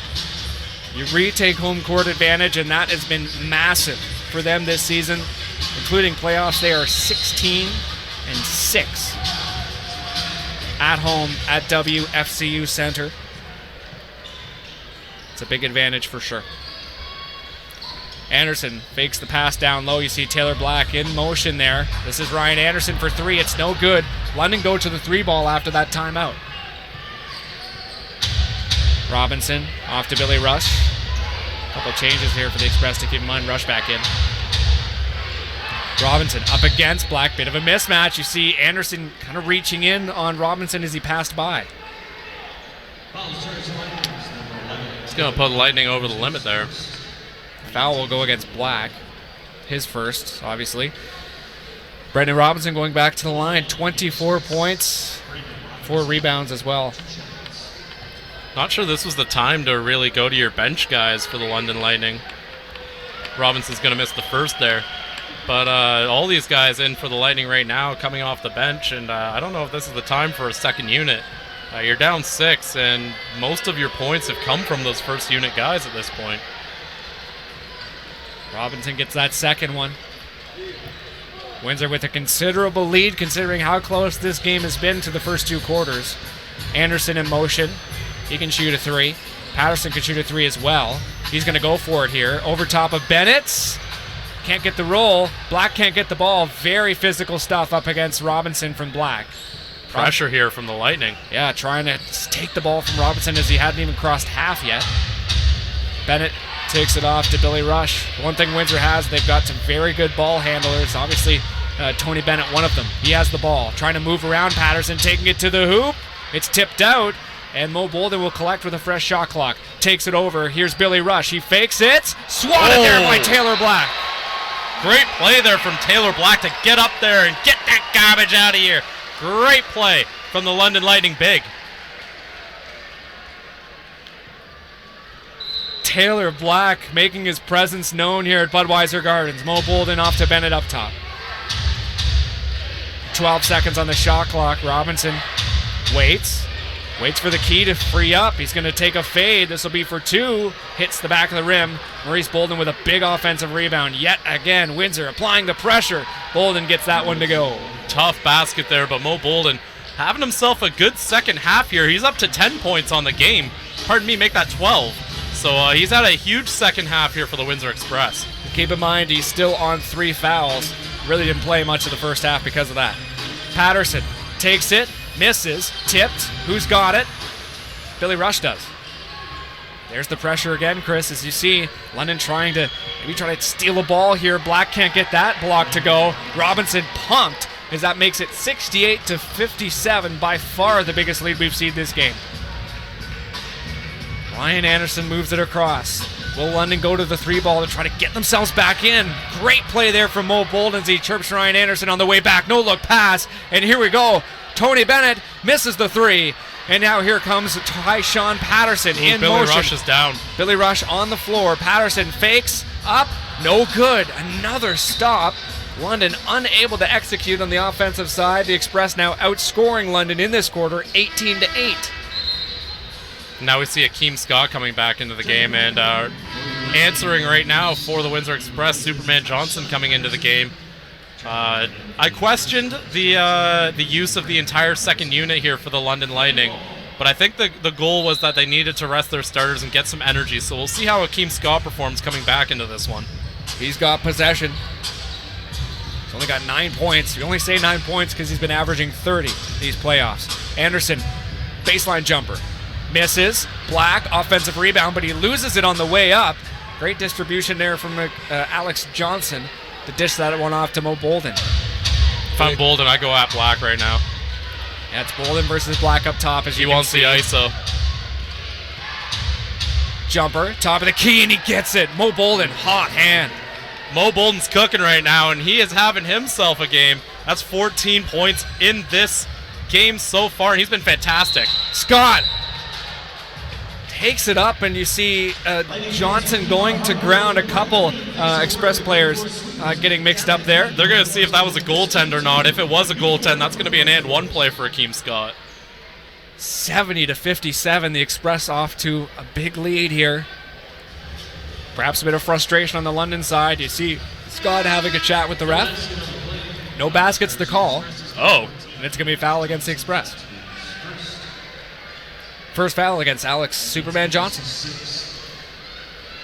So Akeem Scott back at the line. The former Brampton A still having a quick chat with the ref. Theo Davis preparing to come in. Davis, another former Brampton A. Well, you see the games being played between these two coaches. Maxwell comes in, and Windsor goes right back to a bigger lineup by putting Theo Davis in at the center spot. Couple bounces, spin of the ball. Keem Scott trying to cut into this Windsor lead. He misses that one. As Chris Croucher would say, you've got to make your free throws. Kids. For the Sorry. kids at home, work on your free throws. It will get you so many free buckets. And he misses both. 2, and London now shooting 18 for 31 from the line tonight. Not good. Kyle Julius will not be happy about that. Tony Bennett with possession here for the Express. Finds a lane, takes it up. Oh, it's just so quick and so easy. Too easy there for Tony Bennett. There was nobody on the interior. No one really playing on the inside. They actually brought Theo Davis outside, and that pulled Maxwell away to open that up. Ward sees Bolden. Here's Akeem Scott. Fakes the 3. Tries to move it down low. Here's Capers. He's fouled, so he will go to the line. If that one's on Theo Davis, that's number 5. We're waiting to hear from the... it will be against Theo Davis. Number 4, pardon me. 4 for Theo Davis. Chris, who else is in foul trouble right now? I see a bunch of players on the Windsor side that's got 4. Well, you've got Shaq Keith, Chris Commons, Kirk Williams, and Theo Davis all sitting at 4, and then Mo Bolden sitting at 3. Mo Bolden's done an excellent job because he's been excellent offensively, but defensively he's done a very good job having to be the de facto center for a while there when the Lightning were going small ball. And he did a great job not getting into any foul trouble while still having an impact both ways.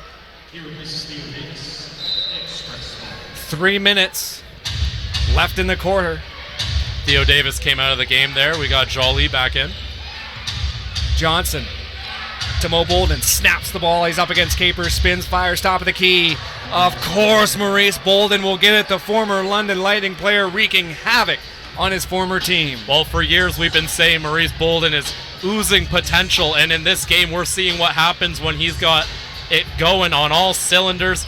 And Mo Bolden is having an incredible game, and he's got a steal there. Unfortunately, not so great with the bounce. Collected by Bennett regardless. You see Bolden on the floor. Collected here by Warren Ward, and we go back the other way. Ward steps over top of Bolden, and London can't get this one to go. How about Anderson? No good for 3. Shaq Keith collects it as Akeem Scott tipped it up. Wholesale changes coming for the Bolts. Kyle Julius not happy. London not effective on the offensive side in this quarter. Bennett tries to lose Anderson. Now to Keith. Switches it. Lots of space. Mo Bolden needs the hot hand. No foul there. Lots of space here for Tony Bennett for 3 on the far side. He misses it. Maxwell collects. And now here comes Warren Ward, the London native for the London Lightning. Capers. Backs. Now here comes Stephen Maxwell. He's done this a number of times this season. He's also done that. Been fouled. He'll go to the line. Well, that's what they need from Stephen Maxwell when he's had the ball in his hand. He's looked a little tentative. They need him to be the guy just aggressively charging the basket. Both teams over the limit. As we mentioned, wholesale changes. Ward coming out. Anderson coming out. Capers coming out. Garrett Williamson. Looks like Nick Okori. And Akeem Wright coming in. Maxwell gets that one to go. Massive lead here for the third quarter. If you're just joining us, it was very, very close through the first couple of quarters here at Budweiser Gardens. Then this third one came, and Windsor came out of the gates. Well, Mo Bolden really put the Express on his back and got them a significant lead here. London had a lot of trouble. Collins, lots of space. Jumper, top of the key, and of course he will get that one to go. Couple boos here from Budweiser Gardens, likely directed at the Windsor Express, who just seem to be able to hit their shots in this quarter. There's a foul, something down low, and it's going to go against London. I believe that one was on Akeem Wright. I can't be certain, though. It's going to be a technical, and it's going to go against Okori as he walks slowly to the bench to take his seat. Ryan Anderson comes back into the game. Didn't see exactly what happened there, but regardless.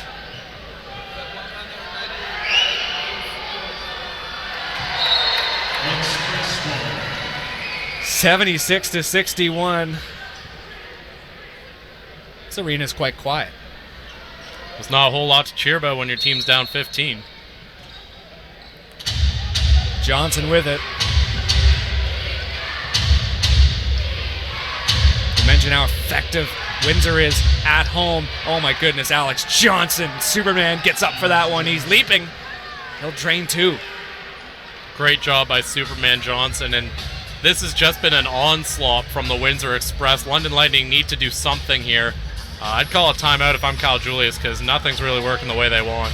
That will work, Scott gets the three. That'll do. Akeem Scott with a huge three-pointer there, hopefully putting a little bit of a pulse in this crowd. London not effective, but also not going to the threes very much tonight. They're now 4 for 14. Collins. Now here's Superman Johnson. 37 seconds left in the third. Great finish by Jolly down low. You know, aside from some early gaffes, Jolly's had himself a nice game off the bench, and they've been able to rely on him at a time where they haven't been able to play a lot of their bigs. He's put in some good minutes. Right. Find some space up top here to Williamson. 20 seconds left in the third. Scott dribbles around, tries to find a way around Johnson. There's Maxwell. He'll get it, and he'll get the and one to breathe a bit of life into Bud Garden. This is perfect here for the London Lightning going into the fourth quarter. Get a run going, get some momentum, and see if you can put something together to make that fourth quarter a little less daunting. This is a good momentum shift. They've got a lot of work to do, but they're well on the way. Stephen Maxwell at the line, as we mentioned before. Rookie of the year misses that free throw. 10 seconds left in the third. Bill Jones barking orders. The Express, they've got time. They've got the lead. Swatted there by Williamson. And looks like Wright's able to get the shot off in time, but what a fantastic way to end this third quarter. 80-66, the Windsor Express with the lead. We're going to take a quick break here. As always, if you're looking to sponsor Knox from TV through the playoffs, feel free to get a hold of them. Of course, if you like what you see and you're willing to sponsor moving into the finals, please get in touch. We'll be right back.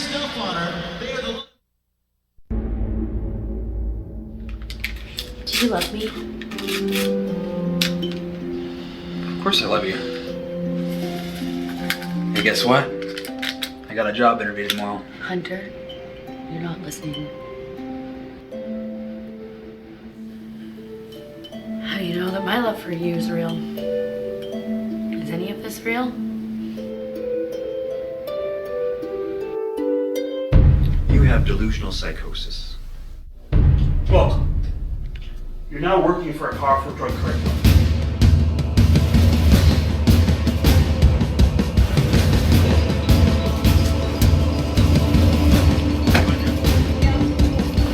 I'm going to get out of here and move on. It's not good.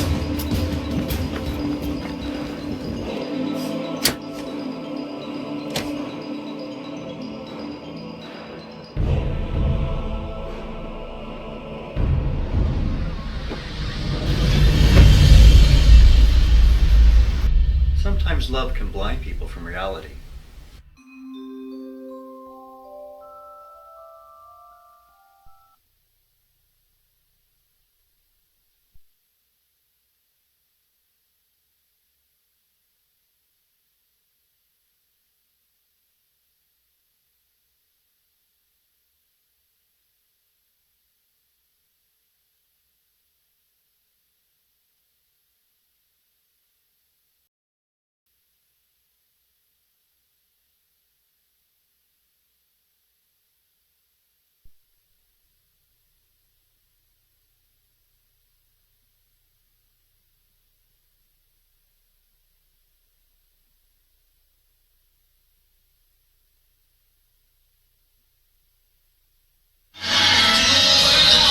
Fourth quarter, game one, Budweiser Gardens, the Central Division Final, 2015-16. The Express with a very impressive third quarter. That gives them the lead here in the fourth. Marty Thompson and Chris Croucher up in the booth. London and Windsor on the floor. Keith with possession here for the Express. They've got 4 seconds on the shot clock. Collins misses the three, misses the rim as well. Wright collects. That's another rebound there from Akeem Wright, who's back in this game and looking to do some damage. Ryan Anderson shoots. Finds no good. Finds a bit of space there and takes the opportunity. I don't like this play from the London Lightning, though. They need to slow it down, set up some plays, and stop running around here. Bolden, top of the key, misses that one. It was kind of interesting to have a guy like Akeem Scott do as well as he did. He's obviously not just taking it down and chucking it, as you see Ryan Anderson missing that one, but you run the risk of having a hot point guard who's going to move it down. He's going to take a shot. Well, I almost think that Windsor's kind of letting London have that transition mid-range jumper, because why not? It's an incredibly inefficient shot. And the Windsor Express are perfectly fine with people taking an out-of-rhythm jumper. Right. Misses the three. The ball falls down. Superman Johnson collects. Fires it across. Bolden hesitates. No points scored yet in the fourth. About a minute into it. Johnson. Jolly calling for it down low in the post. Up against Wright. Gets it off quickly. He was in the key for quite some time. Wright has it. Anderson on the far side. Now moving to the center. Takes the ball that is just frankly dropped on the ground. Scott. Hot hand. Tries to get it to roll. He will. Any way you can. Friendly roll there from Akeem Scott. We haven't heard much of him, but that's 2 points for the London guard. Johnson with it. Former All-Star. Former Halifax player along with the St. John Mill Rats. Bolden gets that one to go. Maurice Bolden having, again, a very efficient game against London tonight. He was only missed 2 shots all game, and that gives him 18 points in the game. Anderson tries to move around Maxwell. He's going to take it to the hoop, and he gets it. He'll get the and one as well. These are the exact kind of plays London needs to keep going to if they want to get back into this game. Ryan Anderson, just a simple run around a screen, cut to the basket play, and just like that, you've got an and one play. And another Windsor Express player, Rudolph Joly, now in some foul trouble with 3. So we're going to see a much smaller lineup than we're used to from the Windsor Express. They've been going pretty big all game long. And now with Mo Bolden being the only guy who's plus 6'6" in the game for the Express. And I mean, I know that we've been talking about Mo Bolden obviously in London as well for years, but bit of a slender build as well. If you have a guy like Akeem Wright backing into him, that could be trouble. Well, Mo Bolden's kind of unique in the NBLC because he's 6'11", but he plays like a small forward.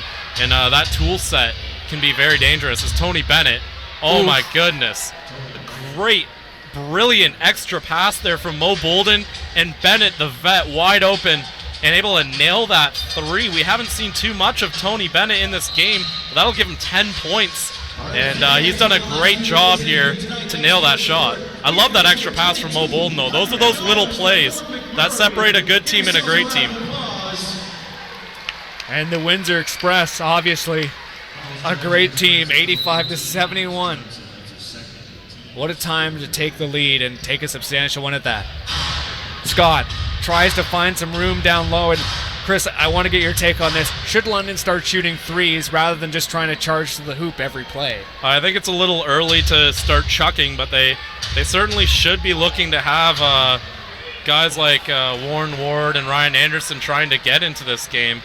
As we see Williamson not able to finish there, but he'll go to the line. And I like this strategy from London of drawing foul after foul, because if they can get a guy like Mo Bolden out of the game, if they can get a guy like Chris Commons out of the game, if they can get Kirk Williams Jr. out of the game, if they can get these guys out of the game, it might open the floodgates a little for them. But as it is right now, they're really struggling to mix their offense between attacking the basket, where they're doing a good job and drawing a bunch of fouls, but they're just getting outshot, as opposed to the three-point line, where they haven't taken as many as Windsor has, but they've shot a decent clip. So I think, to answer your question, I wouldn't start chucking away, but I also would be drawing up more plays that maybe open that up. I wouldn't be going to Ryan Anderson every time down the floor, but maybe set up a play where he runs around a screen and see what happens. Just wondering about predictability moving forward, just because we've seen London do pretty similar plays here through the fourth quarter. Robinson doing a similar play as well, but of course he's going to get that one. He's now up to 29 points. Brandon Robinson, player of the game for the Express for sure. Scott hesitates. Saw Commons backing down on him and Good clean defense. Good clean defense from Chris Commons there, and he's in foul trouble. That's the kind of play they need from him. He almost wanted to attack there as you saw Alex Johnson miss the 2. Easy offensive rebound from Kirk Williams Jr. Looks up and the ball's in his face. Still got it. 8:22 left in this one. That's going to be an offensive foul. Ooh, okay. That's going to be apparently an offensive foul there. I didn't quite think Wright was set up. But Akeem Wright making another momentum shifting play, one hopes. And Wright's had himself a good game. 15 points, 15 rebounds, but he's been a lot quieter in the second half than he was in the first. With him not really having any sort of rhythm or momentum going, that doesn't really give anyone on London who's really feeling it right now. Wright with it. Bolden looking right in his eyes. Maxwell with a bit of space. They're going to give him the space up top. Williamson tries to charge the lane. Up. Foul. It's going to go against the defense. So Garrett Williamson will once again go back to the line. Again, 87-73. Game 1 of the Central Division Final. Winner will advance to the NBL Canada Finals. My apologies, that's an offensive foul against Williamson. We'll take on the winner of either Halifax or St. John, the winner of the Atlantic Final. Robinson somehow collects, bounce pass to Commons. Bolden, he finishes. Inside, outside, it doesn't matter. Mo Bolden's been able to score at will here.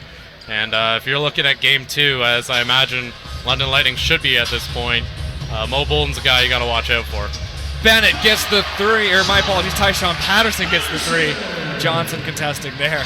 Huge 3, and the London Lightning need that to get back in this game. That makes the deficit only 13. Still not a great situation, but if Windsor's going to throw shots like that up, it could close the gap quickly. Robinson misses at the top of the key. Warren Ward for 3. He gets it to go! Momentum swing at Bud Gardens. Well, this is what they've been missing all game long, is some of the three-point shooters to start going, and now the London Lightning finally able to make some bank from the three-point line. Mo Bolden fakes the swing, takes it to Bennett. They've got 9 seconds on the shot clock. That's going to be a foul between Commons and Ward. Looks like it's going to go against Ward. Yeah, a little too much jostling down low. And that'll be Ward's 3rd foul. Express ball. Keep in mind Commons on 4. And that's the only player above 3 on the court right now. Robinson. Bolden in a foot race, and now here comes Akeem Wright. He wins the foot race, and he puts 2 down for London.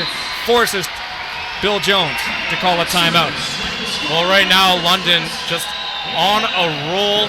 The Windsor Express, finally, we've watched 2 quarters of London having to answer, and now it's the Express that have to come up with an answer of their own. They still got a good lead here. It's 8 points. All they got to do is kind of close out this game here for the London Lightning. You want to keep going for that 3-point shot. You've got 5 minutes left, not a whole ton of time, but enough that you can bring this lead even closer. They're finally starting to get some rhythm from their bench guys. One of the big differences in this game, in fact, has been the bench. Windsor got 42 points off of the bench, most of those coming from Mo Bolden, whereas the London Lightning didn't really have anyone of their own who was able to come off the bench and score, but a Warren Ward 3-pointer. You've got Tyshawn Patterson with a 3-pointer. They're finally starting to get some of those second unit guys to score. And if they've got guys with fresh legs like those second unit guys who can finally start filling the bucket, that could give the Express a little bit of problems, especially when you look at some of their foul situations. Shaq Keith and Kirk Williams Jr. both sitting at 5. They're on the verge of fouling out. And Chris Commons and Theo Davis with 4. There isn't really a set strategy here for the London Lightning, but if they can continue to make that 3-ball, certainly go to it. The big difference, though, is making sure you don't fall in love with the 3. That's one of the problems we've seen from the London Lightning, is when it's not going, they keep shooting. They got to make sure they don't fall in love with it. It's great that you're taking all these 3s to make the comeback, but they still have to be intelligent shots. On that note, We've got 6:40 on the clock in the fourth. Ward tips the ball out. Ward having a quick chat with Alex Superman Johnson as the Express gets set on the inbound. Robinson calls it. Johnson in motion. He'll grab it, and it's once again swatted out off of Ward, who wants it out off of Johnson. Regardless, deja vu here at Bud Gardens. Robinson getting set on the inbound. Different result by the looks of it. It'll be tipped here by Patterson. Great defense, and he's using his speed to stretch the floor a little bit. Windsor's back. Ward with possession. Now to Patterson. Going to slow things down. Working in as that playmaker here. Moves it to the far side. Moves it around. This is Ward for three. Hits the rim as Oz comes from the crowd here at Budweiser Gardens. Maxwell cannot grab the offensive rebound. No fouls there as well. Pressure from London, and it looks like Tyshawn Patterson is going to commit a foul there. Well, London with tons of fouls to give, so rather than let that turn into an odd-numbered mess on the other end of the floor, you take that foul and make sure it stays at a slower pace, at a more controlled pace. Johnson, Robinson in motion. Now here's Bennett. Bit of space for three. He's going to take it. He's going to get it. Tony Bennett on the far side. Huge basket there from Tony Bennett, able to drill that three. He hasn't been shooting great tonight, but he's been there when they need it, and some of his best points have been the ones he's put up in this fourth quarter. Williamson, Patterson moving across the top. Williamson trying to find a run. They've got 7 seconds on the shot clock. Akeem Wright for three. Misses. Tired legs. That's another short shot from Akeem Wright.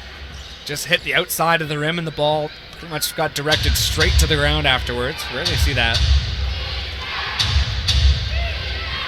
Johnson still with it. 5:23 left in this game. Commons kicks the ground a little bit.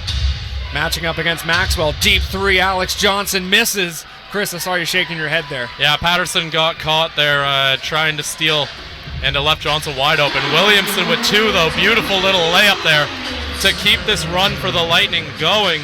They're only down 9 now. Robinson moves it across. 29 points for him. Commons off to Bennett. Bennett moves along the baseline, finds Maurice Bolden. He's finding a bit of space down low. It's tipped around. He gets it. Friendly roll there for Maurice Bolden, who had the corner on Akeem Wright. Akeem Wright didn't really have many options other than to just sort of hold on and hope for the miss. It didn't work. Ooh, foul against Warren Ward. I say Warren Ward threw a little extra something into that pick there. We'll have to take that. 4:34 on the clock in the fourth. Express 94, London 83 at Budweiser Gardens. Solid crowd here on a Thursday night. Game one of the best of 7 series. Mentioned it earlier in the broadcast, but these two teams all time 22-19. Windsor with the better of that series. It's crazy how many times these two teams have played, considering only 4 years. Around 40 games in the regular season per year. Last year was a shortened season. Bennett off to Robinson. A lot of handoffs here outside of the three-point line. 10 seconds on the shot clock. Robinson with a little bit of space is going to move down low. Here's Bennett on the jumper. It's tipped around. Who's got it? Williamson does. Robinson in his face. And now here come the London Lightning. Can they get some points here? Can they avoid another stop? Here we go. Tyshawn Patterson for three at the very top. Short. Gets his own rebound, moves it down low. Tyshawn Patterson. Excellent job by Tyshawn Patterson, who's got a jammed finger there because I didn't see the defender, but they came right down on Patterson as he was grabbing that rebound.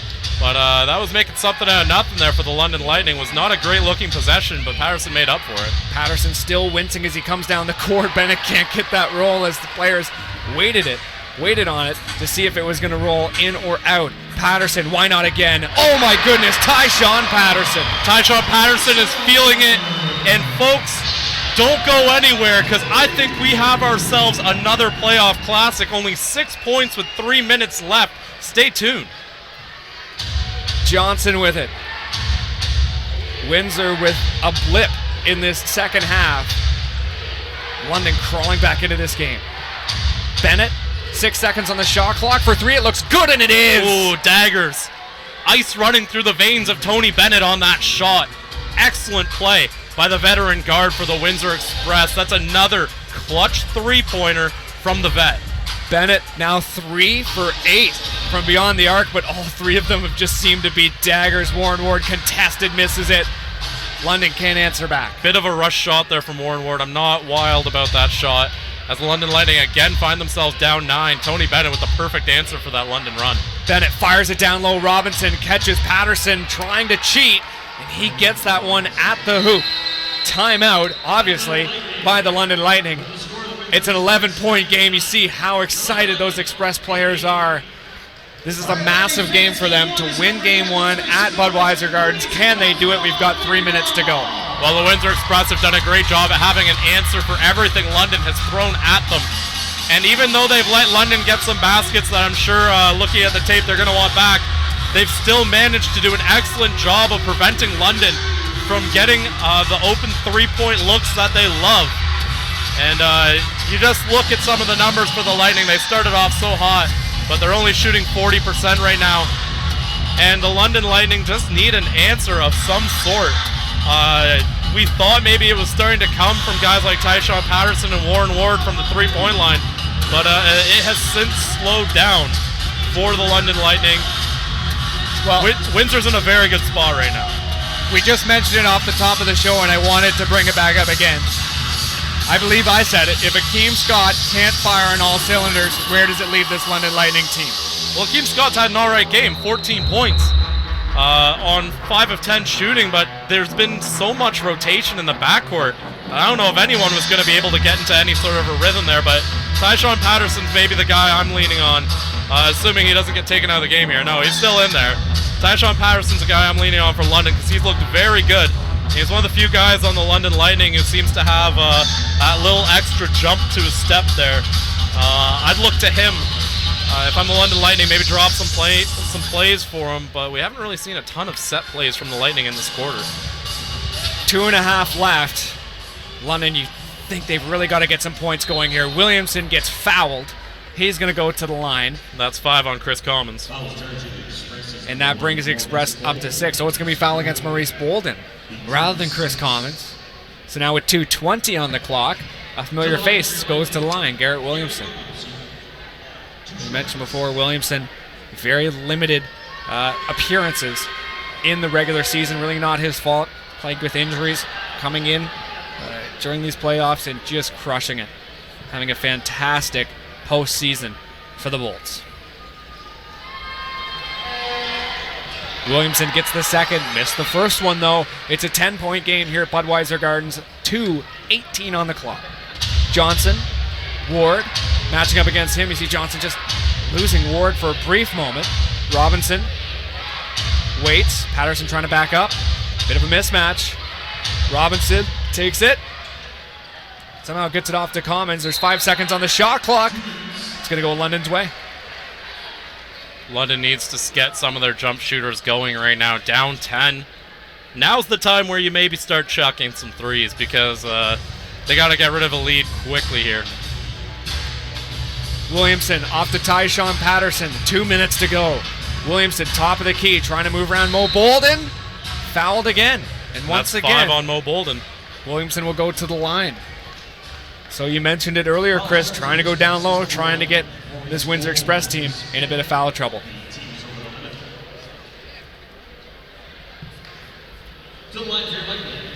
Crucial set at the line here from Williamson.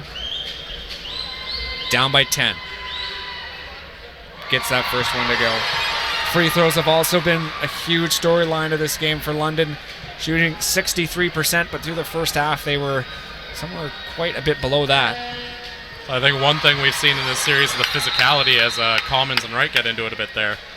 In fact, there's been 61 fouls in this game, and it speaks to how physical a game it has been. Usually when you hit 61, you feel like the refs have played too much of a part, but in this one, I actually think the refs have been calling it rather fairly, and it's been a good game. The fouls haven't really felt like they've been changing the pace of the game in either direction. Johnson up against Warren Ward. Spins, fires. Johnson misses and he can't get the rebound. He'll strip. He'll take the ball and he'll hand it off to Brandon Robinson. It's a 3-on-1. Mo Bolden waits. Can't draw the foul. Now here come the London Lightning. Akeem Wright goes for the slam. He'll get the foul instead. Well, I believe that's going to be Tony Bennett who gets the foul called on him. 99-91, a minute 16 left in the fourth. Warren Ward might owe his teammates a beer. He got caught trying to dribble out of trouble when a simple pass would have worked. But it ended up working out all right for the Lightning as they're going to go to the line here for 2 shots. Again, another crucial set at the line here. Can the Lightning, if they're able to get 2, get a little closer? I should say I thought the foul was on Tony Bennett. It was actually on Mo Bolden. That's 6. Mo Bolden out of the game for the Windsor Express. Might be too late for the London Lightning to make anything of it, but Mo Bolden, who's been a key contributor for the Windsor Express, fouling out. But you gotta make free throws, kids. We've said that a lot this game, but it has been relevant. Well, the shooting percentage, the London Lightning, 28 for 43 from the free throw line. That's not good enough. Second shot is good. 99-92. As you see, the full court press in effect. Johnson up against Patterson. Tries to dribble through the legs, trying to lose him. Robinson with it. I like this lineup here for the Lightning. I like this matchup right here. Williamson bobbing his head on defense up against Robinson. Robinson dribbles. We've got a minute left. He goes to the hoop. Can't get it. Robinson on the rebound. He takes it off to Maxwell. Can he keep it? He will. Crucial play. Now into the corner. This is Tyshawn Patterson for 3. He misses it. Crucial play for the London Lightning. They needed that basket right there. Bennett dribbles around. Foul him. There's the foul. 39 seconds to go in this one. Lightning had a foul to give there, so that's a good call by the London Lightning to foul Tony Bennett there and slow things down a bit. And silence this crowd here at Budweiser Gardens as well. Bit of life there. Now it's back to being rather quiet. That's another foul. That's going to go against Williamson.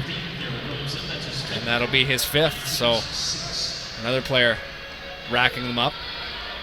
Again, game 2 of this series on Sunday, 2 p.m. start, afternoon game. The only afternoon start of this series. Of course, Budweiser Gardens filled up this month.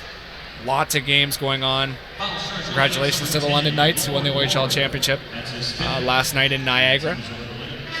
Should mention when Windsor was announced as the host of next year's Memorial Cup, Commissioner David Branch, the OHL commissioner, gave a shout out to the Windsor Express, which wished them luck in their quest for an NBLC championship. So we've got the Knights' good fortune versus a commissioner's well wishes. So something's got to give. Something's going to happen. I know people are really wanting to have a London River Lions final and then have a London Ice Dogs final as well, which that would have been interesting. 99-92. Can Tony Bennett get his Express to 100 points with 36 seconds to go? He cannot. Here come the London Lightning. Ryan Anderson, contested 3. Oh, he's got it! And one! He's going to the line. It's a 4-point play. That was the worst case scenario for the Windsor Express. Unbelievable scenes. I think they're going to check if it was a 2 or a 3. Looks like it's on the board as a 3. It looked like it. Julius is talking with the refs. It maybe is a 2. Hard to say from where we were sitting. I think they're saying it's a 3. Staying as 95 on the board. Scenes here at Budweiser Gardens. Anderson gets that one. Timeout by the Windsor Express. Bill Jones trying to take control of this one. What a play by Ryan Anderson. Well, Ryan Anderson, we said he hasn't played a ton of minutes, but when he has, they've been of the momentum swinging variety. I'd call that a swing for the fences there from Ryan Anderson. Just throws the three up there with nothing but a prayer behind it. And the Windsor Express commit the foul, and now what seemed hopeless is only a 3-point game. What a finale we are looking at in this match. You pull it back to those free throws, Bennett misses both of them. And then how clutch of a shot that was, and contested by two players. You had one guy behind him, one guy in front. That's a tough shot, and that's probably the biggest play we've seen here all year. Tony Bennett did an excellent job of making some clutch threes to put Windsor in the position to win this game, but unfortunately, those free throws might come back to haunt him. Looking at this London Lightning team, though, that is the momentum swing. That is the energy that seemed to be missing from them in this fourth quarter. And now, gear up, folks, because we have ourselves a game. Who's got game one? I should mention, Shaq Keith fouled out there, so that's two Windsor Express front court players out of the game. Let's see how they go. Commons out on the floor. Robinson, Johnson, Bennett, and Kirk Williams Jr. back into the game. Williamson, Maxwell, Anderson, Wright, and Patterson lining up for the Bolts. Inbound coming, 31 seconds left. Taken here by Alex Johnson. Obviously London not getting set to foul. The crowd on their feet. Johnson. Now to Robinson. 10 seconds on the shot clock, 17 on the game clock. Right, waiting for Robinson to make his move, and here it is. Bounce pass to no one. Kirk Williams Jr. cannot get on the end of it. London ball, timeout London. Well, I think that one might have bounced off the hip of a London Lightning player. Ooh. But it's going to be London ball. 3-point game.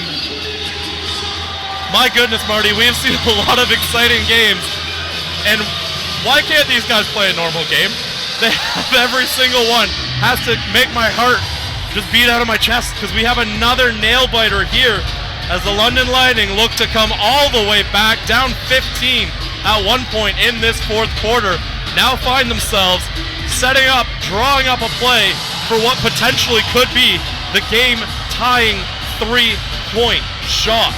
Outscoring the Express by a total of 30-19 in this fourth. London come back. That third quarter, Chris, it looked like Express were going to walk over all of this game one. Well, Windsor was doing a great job of closing out until the last minute, and that's got to frustrate a coach when you play 11 perfect minutes, but that last one of the fourth quarter, yikes. Not looking great here for the Windsor Express. This is the time. You played 11 great minutes.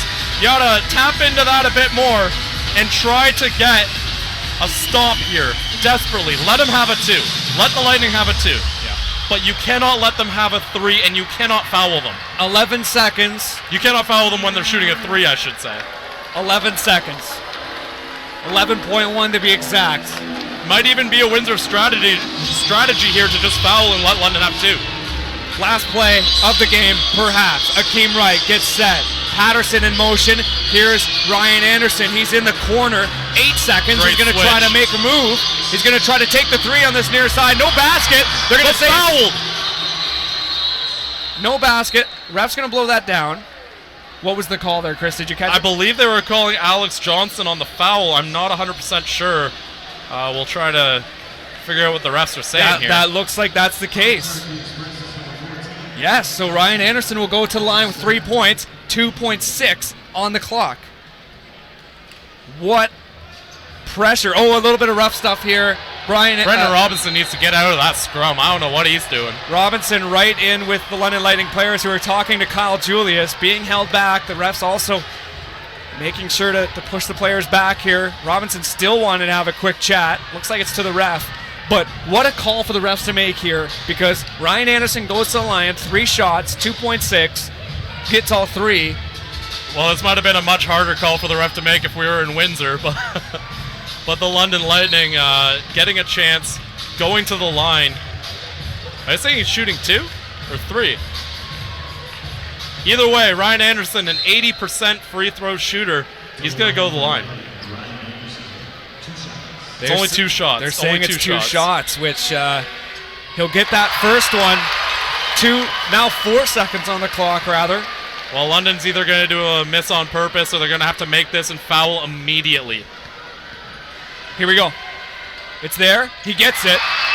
Got to foul him quick. Going to be a timeout.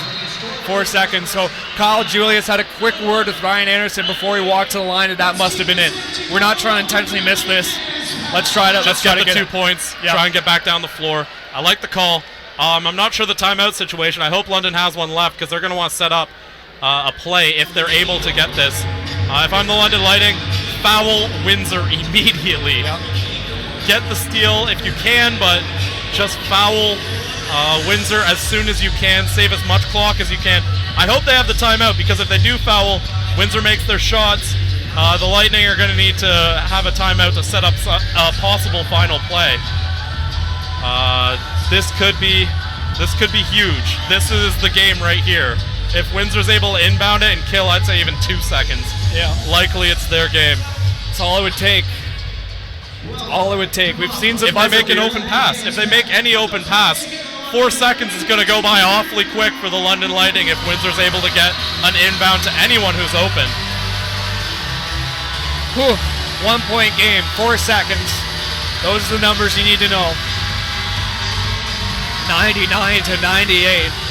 Again, London with an impressive 4th, Windsor with an impressive 3rd before that. It's going to be express ball on this near side. Right, grabbing a quick word here from Kyle Julius. What's the last call? Coming back in. Here's Tony Bennett, pretty much in the first row, getting set on this inbound. Who's in motion? Brandon Robinson. Finds some room. There's that instant foul. 3.4 on the clock right now, but that could change. Well, Windsor gets to send Robinson to the line, and I'm pretty sure that's the guy they want. He's been the hot hand tonight, that's for sure. Robinson, an 87% free throw shooter. London, you gotta hope he misses this one.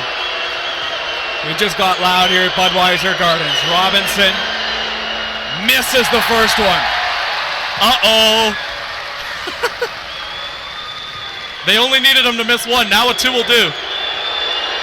Brandon Robinson at the line. If he misses, they got to be quick on the rebound. They don't have a timeout, I guess. Right, getting set. They've only got 3.4. Patterson on the move. 1 second, takes it up. Oh, my goodness. So close for Tyshawn Patterson. What a way for this game to end. The Windsor Express take game 1 by a score of 100-98 in arguably the most exciting game we've seen at Budweiser Gardens this season.